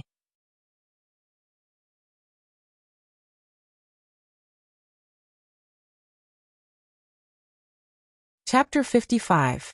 Grabbing Lu Chengfeng with one hand, Wu Qi continued leaping into the air, his eyes fixed on the pieces of flesh and bones that were shooting toward him. It was the assassins again, and it was this cruel method of self-mutilation. The 2 assassins who exploded themselves should be the 2 personal guards of Lu Suifeng, who grew up together with him. With Lu Suifeng dead, their lives were meaningless. That was why they attacked Wu Qi and Lu Chengfeng with all their might. Countless poisonous pieces of flesh and bones, as well as black blood with a pungent stench, rushed toward their faces. Unhurriedly, Wu Qi took a deep breath, threw Lu Chengfeng behind him, and slowly pushed his other hand forward. 70% of the innate water energy was gathered in his palm. Suddenly, a sharp whistling sound came from the surrounding air, and an invisible whirlpool formed rapidly. The water elemental energy in the vicinity was sucked into the whirlpool. Gradually, a foggy whirlpool with a circumference of about 10 feet appeared in front of Wu Qi's palm. The pieces of flesh and poisonous blood produced by the explosion of the 2 assassins were sucked into the whirlpool and compressed into a sphere with a diameter of a few feet. The hand of web sucked in, and then spat out with all its strength. Like a bomb exploding, countless pieces of flesh and poisonous blood shot out with a whistling sound. 10 beams of saber energy shot out from the ground, sealing off all the escape routes of Wu Qi and Lu Chengfeng. The saber energy was cold and sharp, penetrating into Wu Qi's body from afar. Even though the saber energy was still a few feet away from Wu Qi felt pain all over his body. 10 twisted and hazy shadows followed closely behind the saber energy, pouncing toward Wu Qi and Lu Chengfeng. Their cold and emotionless eyes were fixed on Wu Qi, filled with a ruthless determination, as if they would not give up until they achieved their goal. Countless pieces of flesh and bones, as well as poisonous water, came whistling over, shaking off the saber energy and hitting the bodies of the shadows, piercing through their tight-fitting clothes and causing blood to blossom on their bodies. A muffled sound rang out as Wu Qi was thrown more than 200 feet into the air by the powerful force of the 10 saber beams. A huge force entered his body through his palms, causing the meridians in his arms to swell endlessly. Fortunately, his arms were the part of his body that had the most jinqi, the toughest meridians, and the strongest power. Although he felt a sharp pain in his arms, he didn't suffer any injury. Instead, his 5 viscera and 6 bowels were shaken by the tremendous force transmitted from his arms, causing him to suffer slight injuries. Wu Qi opened his mouth and spat out a mouthful of blood. The innate water qi quickly flowed into all the meridians in his body through the water meridians, nourishing his injured internal organs. The originally painful internal organs were wrapped by a cooling aura, and the pain quickly disappeared. The insignificant injuries were now under control. The 10 shadows that broke out of the ground with strange escape techniques let out miserable howls. Thick white smoke rose from their bodies, emitting a disgusting smell of bones and flesh melting. They writhed and struggled crazily on the ground, and in just the time of 2 to 3 breaths, they were killed by the poison. Wuxia fell heavily onto the ground. The shock to his internal organs hadn't fully recovered yet. His legs gave way, and he nearly fell to the ground. Zhang Hu quickly held him up and shouted, "Everyone retreat back to the city. Close all the city gates and defend the city. Those who panic will be killed." With an unsightly expression, Lu Qingfeng quickly led the men and retreated back to Little Meng City, closing the broken city gate. A few pale-faced city guards quickly pulled up the suspension bridge outside the city gate. Amidst the creaking noise, the less than 20 feet long suspension bridge of Little Meng City, which basically had no defense, was slowly being pulled up. Upon receiving the order from Ma Liang, all 6,000 Yulin army soldiers followed Chi-Chi and pulled out a loaded crossbow from a large leather bag hanging beside the crocodile's saddle. The shape of this crossbow was exactly the same as a 9-bolts crossbow, but it was 3 times bigger. This was a special 9-cloud piercing crossbow, specially provided by the Lu Kingdom to the elite army of King City. Its power was at least 2 times stronger than the 9-bolts crossbow used by the private army of those influential families. All the cavalrymen of Yulin army raised up the 9-cloud piercing crossbow at the same time. As Ma Liang raised his right arm and swung it down forcefully, all the bolts were pulled at the same time. Crack! A huge dark cloud soared up into the sky from the top of these cavalrymen of Yulin army. Over 60,000 pure steel bolts flew up 1,000 feet into the sky, streaked across the distance of 2 miles, and plunged toward the top of Little Meng City's city wall. Over 60,000 pure steel bolts had completely blanketed the city wall in this direction. If there were only 1 or 2 pure steel bolts falling down from the sky, Wuxia would still have the courage to face them head-on. If there were 7 or 8 bolts, he could easily dodge them. But, when tens of thousands of bolts fell down like a dark cloud, Wuxia was frightened and had his limbs turned to jelly. He quickly screamed and fled toward the bottom of the city wall. Wuxia, Lu Qingfeng, Zhang Hu, and those newly recruited hanger-ons of Lu Qingfeng, as long as they had enough cultivation base to react, all of them had jumped down from the city wall, sticking close to the base of the city wall. This was the blind spot of the bolts, and the only safe spot in this part of the city wall. On top of the city wall, the 2,000 city guards of Little Meng City stared blankly at the tens of thousands of bolts falling down from the sky. All of them were struck dumb, and none of them could react in time. Accompanied by the swishing sound of the bolts piercing through the air, the bolts fell at an incredible speed and pierced through the dead bodies of these soldiers. Miserable howls kept ringing out from the city wall. The top of the city wall was filled with over 10,000 bolts, and a huge amount of blood was spraying out from the wounds like a fountain. In just a blink of an eye, the top of the city wall was dyed red. The mud wall quickly absorbed the sticky and boiling blood, and slowly, it turned into a strange color. There were also tens of thousands of bolts shooting into the city, landing in those civilian houses that were close to the city wall. Countless miserable howls were heard coming out from those civilian houses. These bolts were made of pure steel, and were extremely heavy. Falling from a height of over 1,000 feet, their kinetic energy was so strong that they could pierce through 2 layers of heavy armor, let alone human bodies. Those civilians who were hit by the heavy bolts were nailed to the ground by the barbed bolts. They could only howl crazily and wait for their death. Crash! 7 to 8 civilian houses had their main load-bearing pillars broken by the heavy bolts, and the 3-storied buildings had collapsed. Dust filled the air, and cries and screams could be heard coming from every corner of Little Meng City. Ma Liang let out a loud shout that contained a powerful innate energy, and it made everyone in Little Meng City hear his order to kill all the civilians. Lu Qingfeng's face turned pale. He clenched his fists tightly and shouted, "Lord Puyang, Princess Yingchuan, if Lu Qingfeng doesn't die today, I'll fight you to the last man." Wuxia continued with a low voice, "You can't die even if you want to, but it's hard to say for the people in Little Meng City. Zhang Hu, gather all your trusted men. Meng Xiaobai, bring all your uncles from Meng Village here. All of you, gather at the mayor's mansion, and wait for an opportunity to break out. Stamping his feet on the ground, Wuxia continued cursing. We're not at the same level as them, so we can only protect the elite men around young master.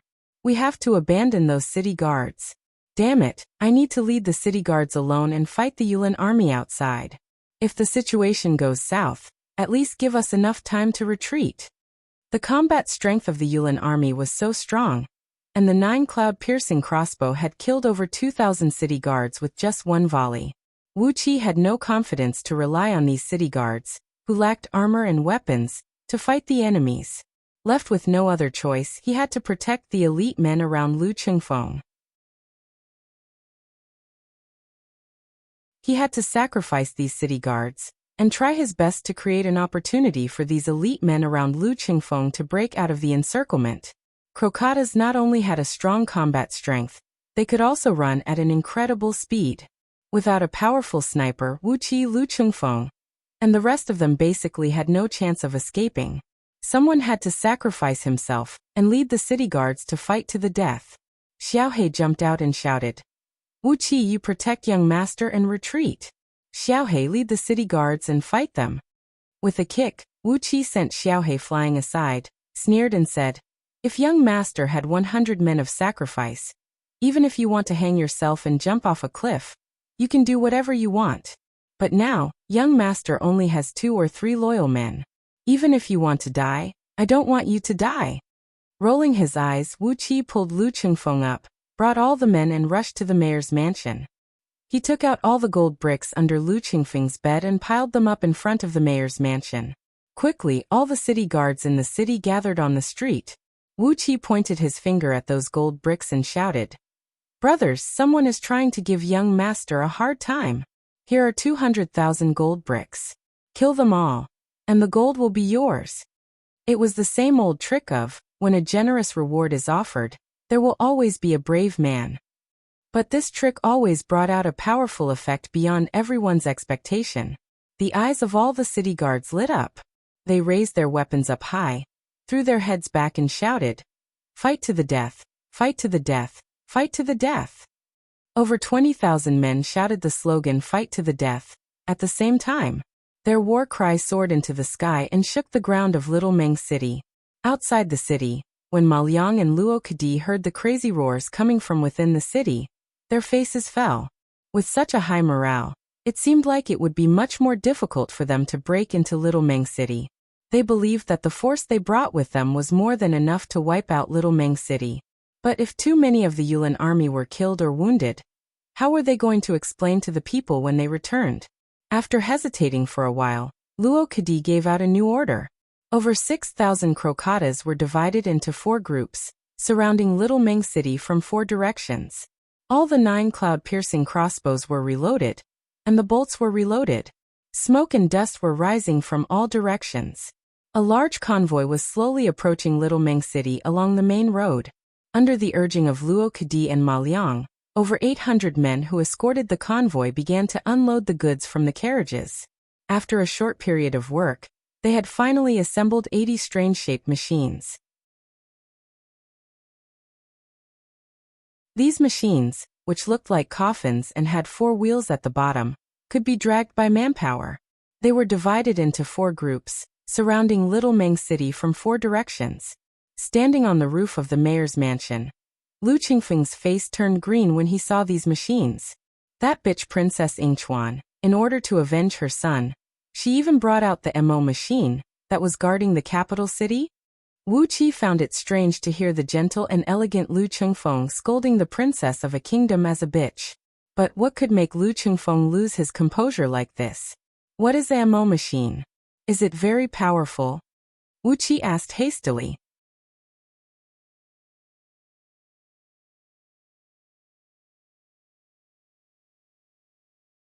Chapter 56. With a kick, Lu Chengfeng crushed a stone beast head carved on top of the city wall. With a gloomy face, he began to introduce the origin of MO machine. MO machine was a large-scale serial crossbow manufactured by MO sect of Great Yin Dynasty. From the outside, MO machine looked like a coffin, the same size as an ordinary 4-wheeled carriage. However, it was equipped with an ingenious serial crossbow, which was very powerful.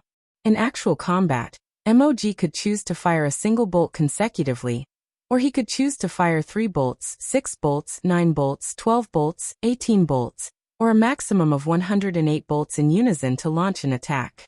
MO machine was huge in size, and it was equipped with a large number of bolts. As long as there was a man with a strong arm, he would be able to fire 36 waves of bolts continuously, with each wave containing 108 bolts.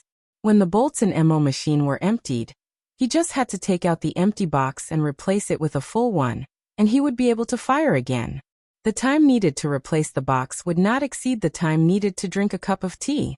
Basically, when 2 MO machines were placed in a row, they would be able to fire a continuous barrage of bolts. On top of that, because of the huge size of MO machine, its internal mechanism was a few times stronger than the bowstring of 9 cloud-piercing crossbow. The special armor-piercing bolt shot out by MO machine could pierce through 3 layers of standard heavy armor from a distance of 2 miles.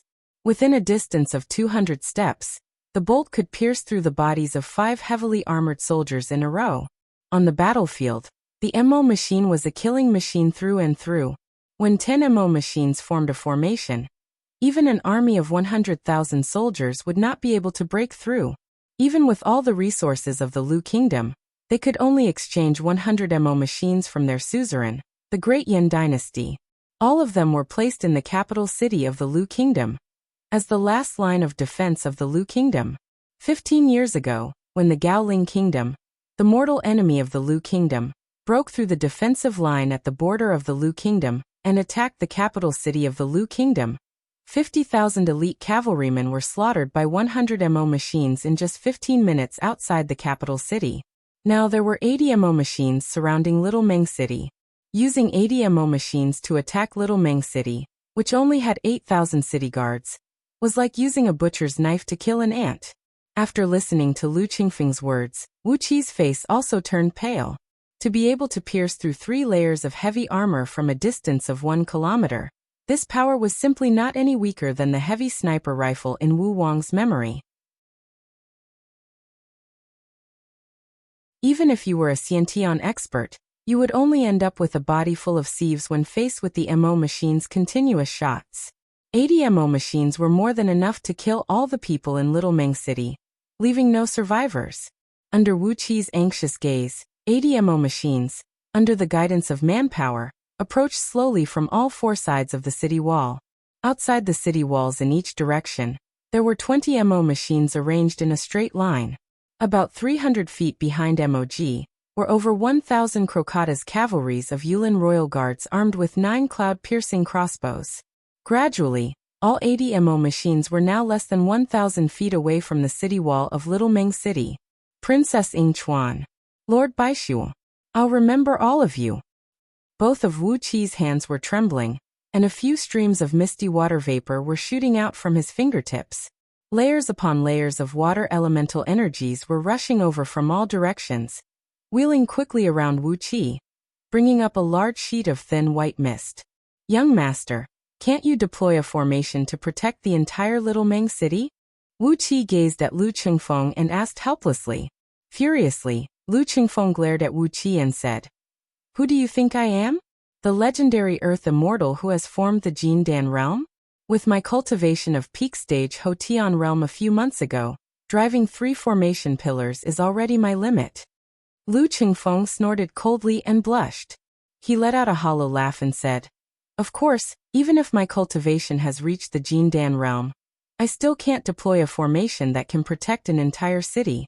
As for that kind of profound and magical formation, perhaps someone in Great Yin Dynasty can inherit it?" Peak of Ho Tian realm, driving 3 formation pillars? Was this Lu Qingfeng's limit? Looking at the MO machine outside the city, Wu Qi sighed in his mind.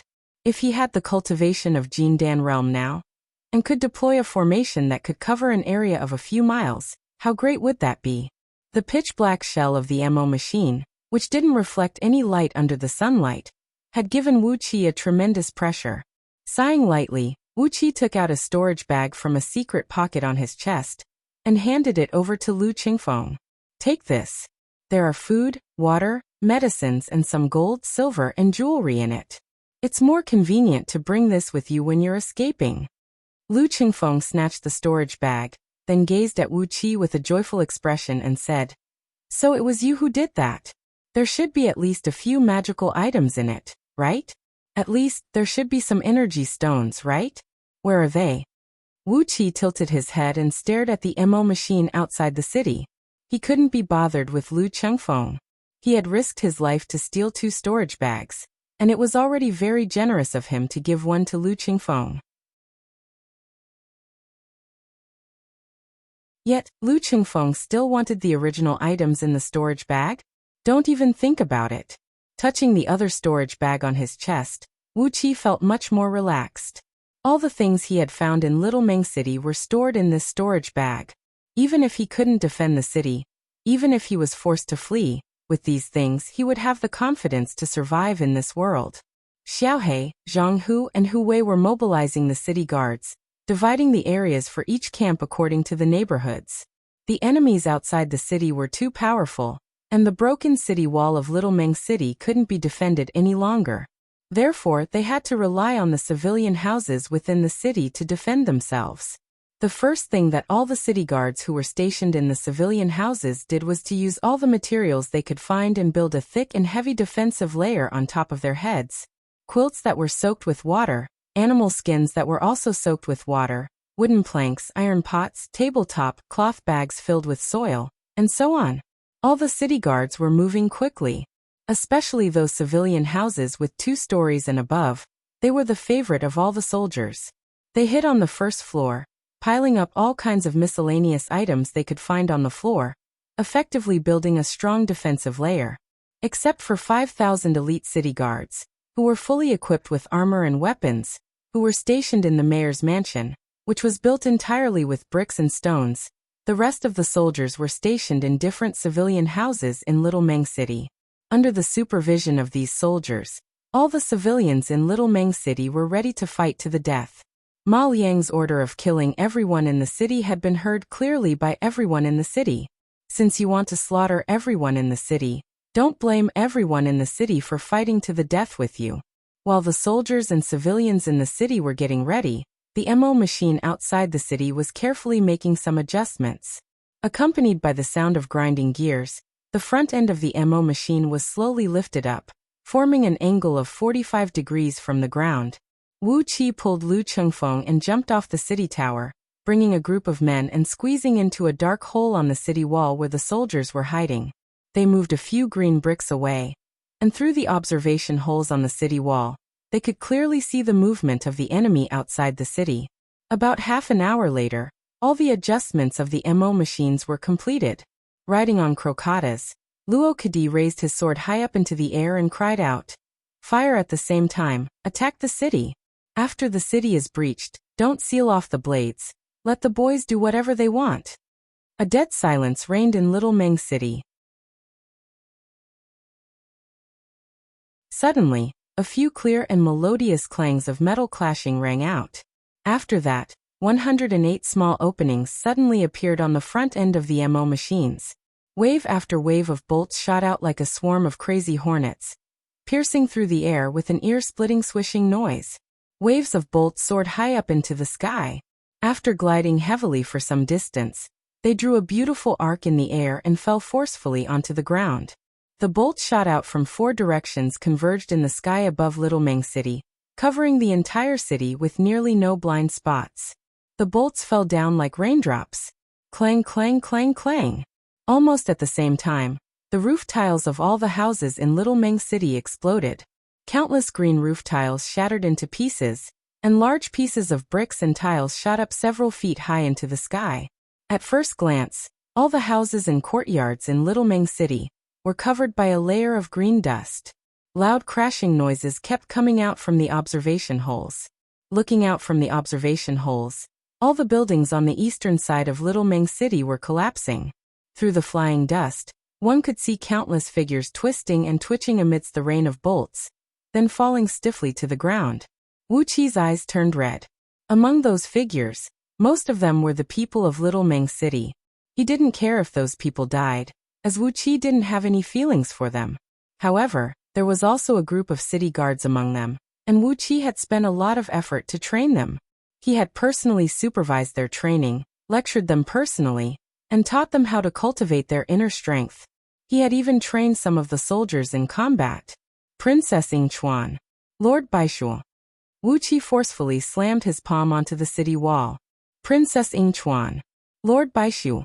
And Lord Priang. Lu Qingfeng's eyes were filled with blood. Like a mad tiger, he slammed his fist onto the city wall and said, "When I Lu Qingfeng have a bright future, I'll definitely fight you to the death." Bang! Wuxia and Lu Qingfeng unleashed their innate energies. When their energies collided with each other, the impact nearly knocked out all the people in the dark hole. Another wave of bolts, another wave of bolts. The bolts of MO machines were ceaseless, raining down like a violent storm. When all the bolts in the boxes were emptied, those people operating MO machines would immediately reload the boxes, and once again unleash an endless barrage of attacks. Under such a heavy attack, all the people in the city couldn't move at all. They could only watch as the bolts kept raining down, killing and injuring the civilians in the city. Half of the civilian houses in Little Meng City had collapsed under the powerful barrage of bolts. At least 50,000 civilians were killed or wounded. The ground in the city was filled with arrows made from pure steel. At first glance, Little Meng City looked like a field of nettles. After reloading the boxes twice, the crazy barrage of MO machines finally stopped. Luo Kadi raised his sword high up in the air and cried out, "Attack the city! Kill every single one of them, leave no one alive. Let all the living beings in this city be buried together with the marquis." The crocodiles of Yulin army charged forward while whistling. When they were still a few feet away from the city gate, they threw out several dozens of explosive talismans. The massive explosion had turned all 4 city gates and the 1,000 feet long city wall into ashes. Over 6,000 crocodiles marched straight into the city. The city was breached. Wuxia mustered up his internal energy and roared out, "Brothers, come out and fight! Avenge our fallen brothers! For each man you kill, you will be rewarded with 100 gold coins. Whoever kills Luo Kadi and Ma Liang, these 2 bitches, will be rewarded with 100 gold coins, 100 beautiful girls, 10 stones of pearls and gemstones, 10 buckets of energy stones, and a Xiantian level cultivation technique." Lu Qingfeng turned to look at Wuxia in shock. He scolded in a low voice, "I don't have so many treasures that you promised me." Wuxia didn't pay any attention to Lu Qingfeng. He just kept roaring out again and again. The lifeless Little Meng City suddenly boiled up. Countless figures dashed out from the collapsed buildings, charging toward the Yulin army who had broken into the city from all 4 city gates. You're tuning in to the Li Mei's Wuxia Whispers YouTube channel. We're so grateful for your support, and don't forget to subscribe to join us on this incredible journey through captivating stories. Your generosity through donations truly makes a world of difference, as it's the primary source of revenue that allows me to expand and enhance this channel for you. Thank you from the bottom of my heart for being a part of this adventure.